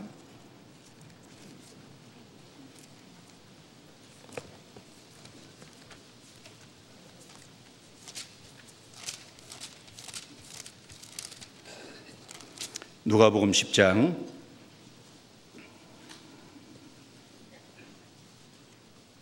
10장 찾으셨으면 39절입니다. 한 구절만 보죠. 그에게 마리아라 하는 동생이 있어 누가복음 10장 맞죠? 39절 같이 읽습니다. 그에게 마리아라 하는 동생이 있어 주의 발 아래 앉아 그의 말씀을 듣더니 자, 주의 발 아래 앉아 그의 말씀을 듣더니 한번 상상해 보세요. 주님이 여기 앉아 계시고 주님 앞에 바로 앞이었던 것 같아요. 주님의 발 아래니까 주님도 앉아 계시고 마리아도 앉아 있는데 주님의 발 아래 앉아 바로 발 앞에 아래라고 하는 건 여기 겸손한 마음의 태도를 가리키는 거예요. 그 바로 앞에 앉아서 주님의 말씀을 넙적넙적 받아먹고 있었잖아요. 그러니까 많은 것을 알게 되고 그리고 나중에 자기에게 있는 300데나리나 되는 향유밥을 깨워서 주님께 드릴 수가 있었잖아요. 고명한 자가 된 사람의 특징은 귀가 주님의 말씀에 기울어진다는 겁니다. 참 신기해요. 그리고 그 말씀을 순종하고 따르게 되는 것이 확실합니다. 그리고 이 고명한 자가 된 사람은 조급한 이 마음에 지식을 깨닫게 되는 거예요. 조급해서 과거에는 함부로 행동하고 그래서 실수하는 일도 많고 그런 일이 있는데 마이크가 왔다 갔다 그러죠. 그런 것이 있는데 그런데 구원을 받으면은 마음의 주님의 뜻을 알게 되잖아요. 지식 깨닫는 게 뭐예요? 주님의 말씀이잖아요. 그리고 주님의 뜻을 깨달으니까 여기 이제 기다리게 되는 거예요. 서두르지 않게 되는 겁니다. 구원받기 전에는 조급한 마음이었는데 서두르지 않게 되고 주님의 뜻 가운데 행동하게 되니까 실수하는 일이 적어지게 되고 그런 것이 있지 않습니까? 성경 잠언 19장 보겠습니다. 잠언 19장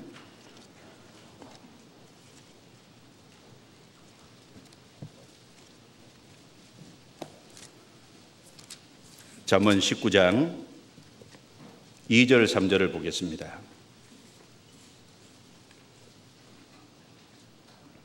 같이 읽어볼까요? 사람이 미련함으로 자기 길을 2절 죄송합니다. 같이 읽습니다. 지식 없는 소원은 선치 못하고 발이 급한 사람은 그렇다느니라. 사람이 미련함으로 자기 길을 굳게 하고 마음으로 여호와를 원망하느니라. 여기 지식 없는 소원은 선치 못하고 지식이 무슨 지식일까요? 하나님의 말씀, 하나님의 뜻을 아는 지식이겠죠. 이 하나님의 뜻을 알지 못하는 그 소원은 선치 못하고 그러니까 지식이 없으니까 하나님의 말씀과 뜻을 알지 못하니까 발이 급하게 되는 거예요. 조급하게 되는 겁니다. 그러면 그릇하게 되잖아요. 사람이 미련함으로 자기 길을 굳게 하고 마음으로 여호와를 원망하느니라. 그렇게 해놓고 나중 가서 원망하게 됩니다. 그런데 고명한 사람, 참으로 구원받은 사람은 이제 주님의 말씀을 듣게 되고 그 가운데서 주님의 뜻을 알아가고 그러니까 주님의 뜻을 아는 만큼 기다리는 마음이 생기고 주님의 뜻 가운데 행동하게 되고 믿음으로 행동하게 되니까 실수하는 일이 아주 적어지는 겁니다. 자, 그리고 이 어눌한 혀가 민첩하여 말을 분명하게 하게 될 것이다, 이 말을 했는데, 구원받으면 아무리 나이 든 분도요, 말이 분명해지잖아요. 영혼이 있다 이렇게 말하죠. 영혼이 있는지 없는지 모르겠다 이렇게 말 안 하잖아요. 말을 분명하게 하게 돼 있거든요. 천국이 있다 이렇게 말하잖아요. 내가 천국 가게 됐다 말하지 않습니까? 내가 예수님의 피로 확실히 구원받게 됐다, 내가 믿고 아는 것을 분명히 말하잖아요. 그 사도행전 4장에 보면은 베드로가 사람들 앞에서 기탄 없이 말했잖아요. 아주 담대하게, 아주 명확하게, 분명하게 말을 했습니다. 그러니까 사람들이 이상하게 생각한 거예요. 베드로 저 사람 학문도 없는데 어떻게 저렇게 담대하게 말을 분명하게 할 수 있느냐? 성령을 받았기 때문입니다.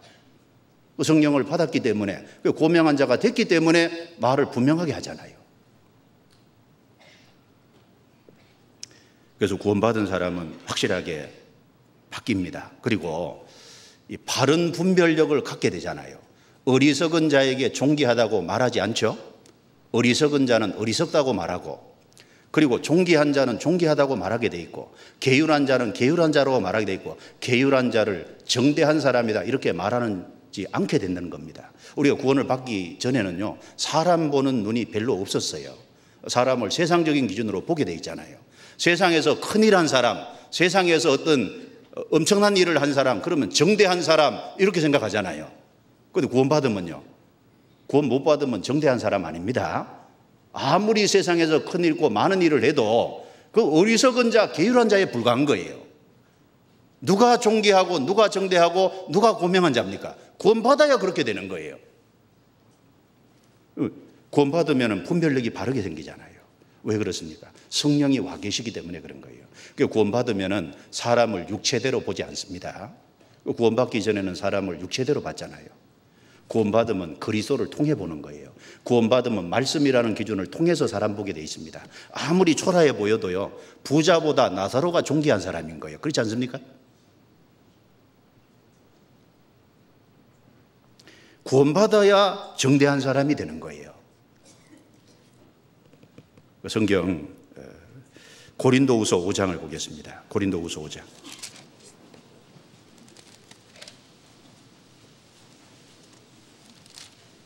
고린도후서 5장 16절입니다. 16절 같이 읽겠습니다. 그러므로 우리가 이제부터는 아무 사람도 육체대로 알지 아니하노라. 비록 우리가 그리스도도 육체대로 알았으나 이제부터는 이같이 알지 아니하노라. 그렇죠. 구원받기 전에는 그리스도도 육체대로 알았어요. 그리스도를 육체대로 알면은 그리스도는 나사렛 사람이고 아주 조그만 도시, 그리고 사람들이 알아주지 않는 도시, 비천한 도시에 태어난 사람에 불과하고 목수의 아들에 불과하고 33세의 청년으로 십자가에 죽어 억울하게 누명 쓰고 죽은 사람에 불과합니다. 그런데 이제 성령 안에서, 말씀 안에서 보니까 그리스도는 우리 구세주잖아요. 그리스도가 얼마나 높은 분이에요. 하늘에서 땅까지 낮으셨다가 오셨다 가신 분이잖아요. 그리스도가 얼마나 고상한 분인지가 보이는 겁니다. 그래서 그리스도와 연결된 사람이 참으로 귀하고 존귀하고 고명한 사람이라는 것을 알게 되는 거예요. 그리고 이제 사람 보는 것뿐 아니라 사물을 보는 것도 바른 인식이 생기잖아요. 그리고 구원을 받은 사람은 이것이 확실히 보장된 사람이죠. 이사야 32장 넘겨보겠습니다.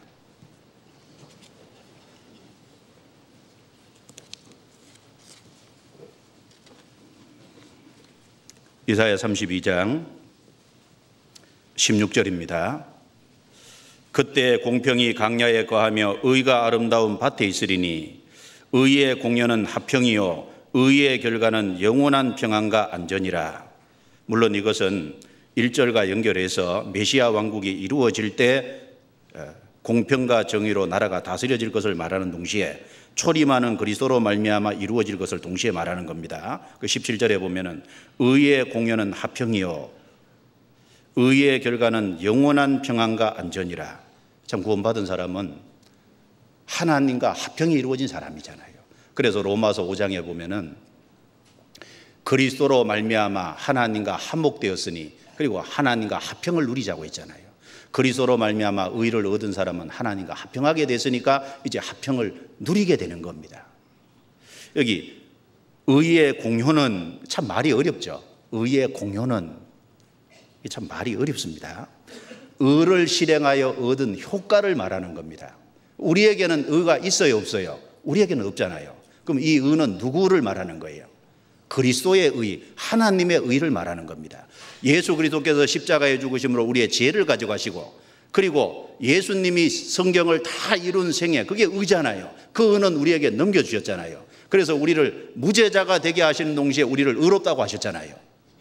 그래서 그 그리스도께서 얻은 의를 받은 사람은 그 의를 실행하여 얻은 효과가 화평이라는 겁니다. 구원받은 사람은 하나님과 화평이 이루어진 거예요. 그리고 그 결과는 뭐냐? 영원한 평안과 안전입니다. 자, 우리에게 뭐가 주어졌습니까? 영원한 평안과 안전이라는 것이 보장됐잖아요.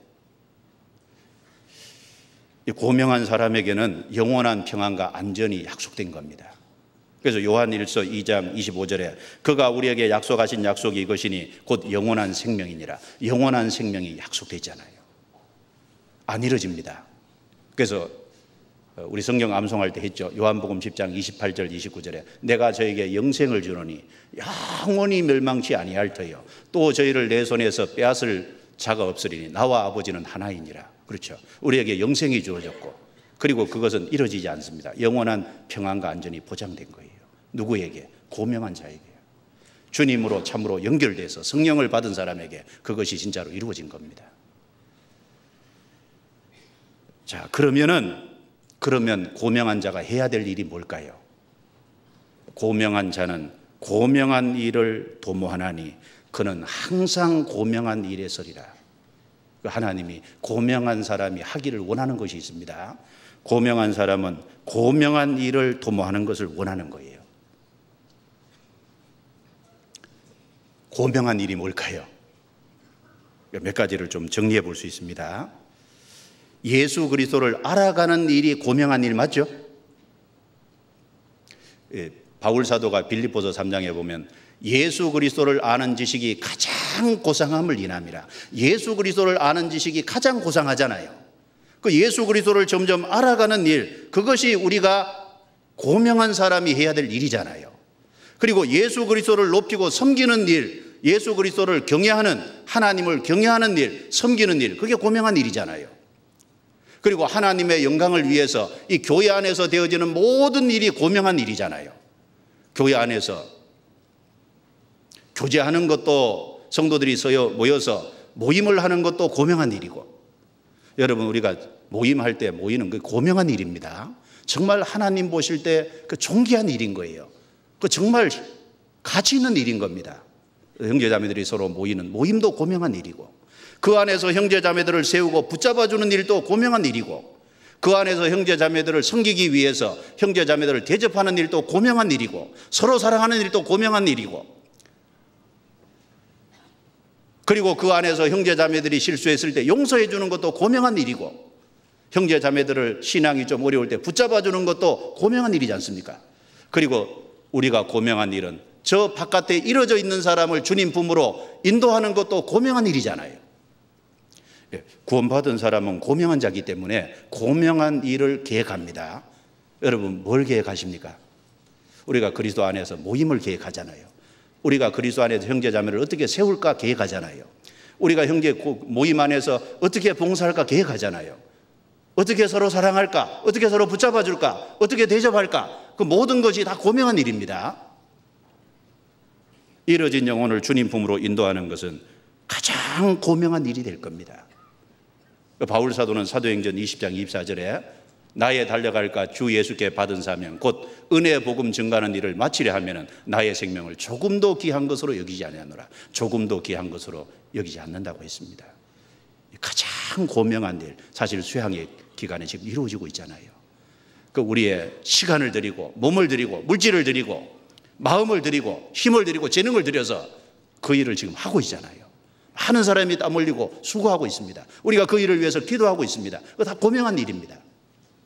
우리는 그 고명한 일을 계획하고 그 고명한 일에 항상 서야 될 겁니다. 우리는 그것을 선택하고 그것에 해야 될 겁니다. 여기 중요한 게 항상이죠. 그는 항상 고명한 일에 서리라. 항상입니다. 몇 번 하다가 안 하고 그게 아닙니다. 항상 고명한 일에 서리라. 주님 원하시는 거잖아요. 우리는 그걸 어디에서 합니까? 하나님의 몸된 교회 안에서 하는 거예요. 그리고 우리는 결국은 어디에 거하게 될까요? 영원한 천국에 거하게 되겠죠. 그래서 18절입니다. 같이 읽어봅니다. 내 백성이 합평한 집과 안전한 거처와 종용이 쉬는 곳에 있으려니와. 그렇죠. 정말 주님의 백성은 여기 있는 것처럼 합평한 집과 안전한 거처와 종용이 쉬는 곳, 거기에 우리는 결국 있게 될 겁니다. 그리고 이 땅에서 우리가 합평한 집과 안전한 거처와 종용이 쉬는 것은 교회가 될 거예요. 우리는 교회 안에서 그 고명한 일을 하다가 그곳에 서게 될 겁니다. 자, 이 말씀이 사실은 너무 풍성합니다. 제가 말이 부족해서 다 얘기 못합니다. 그런데 마음으로 또 머리로 또 생각으로 계속해서 묵상해 보시면은 참 우리가 고명한 자가 됐다는 것도 놀랍고, 고명한 사람으로서 그 은혜의 축복을 받는다는 것도 놀랍고, 우리의 변화된 삶도 놀랍고, 고명한 일을 힘쓰고 있다는 것도 놀라운 것이 될 겁니다. 자, 기도하고 마치겠습니다. 하나님 감사합니다. 우리를 구원하셔서 고명한 자가 되게 해주신 것 감사합니다. 고명한 자는 말씀하시기를 항상 고명한 일을 도모하고 고명한 일에 서리라고 말씀하신 것처럼 우리의 삶이 고명한 일을 계획하고 고명한 것을 선택하고 항상 그것을 위해 살아가는 삶이 되게 해 주옵소서. 우리는 약하고 부족합니다. 주 성령께서 친히 우리의 삶이 그렇게 되도록 인도해 주시고 이 마지막 때 복음이 더 활발하게 넓게 역사할 수 있도록 도와주시고, 특별히 이번 수양의 기간 중에 참석한 귀한 영혼들 다 구원받도록, 또 5차 때 많은 영혼을 주님이 앞서서 이끌어 주심으로 주의 놀라운 역사를 볼 수 있도록 도와주시고, 이 모든 것을 통해서 주님이 홀로 영광을 받으시옵소서. 복음이 전 세계에 전해지는 곳곳마다 함께 해주시고 친히 역사해 주시옵소서. 우리를 구원해 주신 주 예수님 이름으로 기도드리옵니다. 아멘.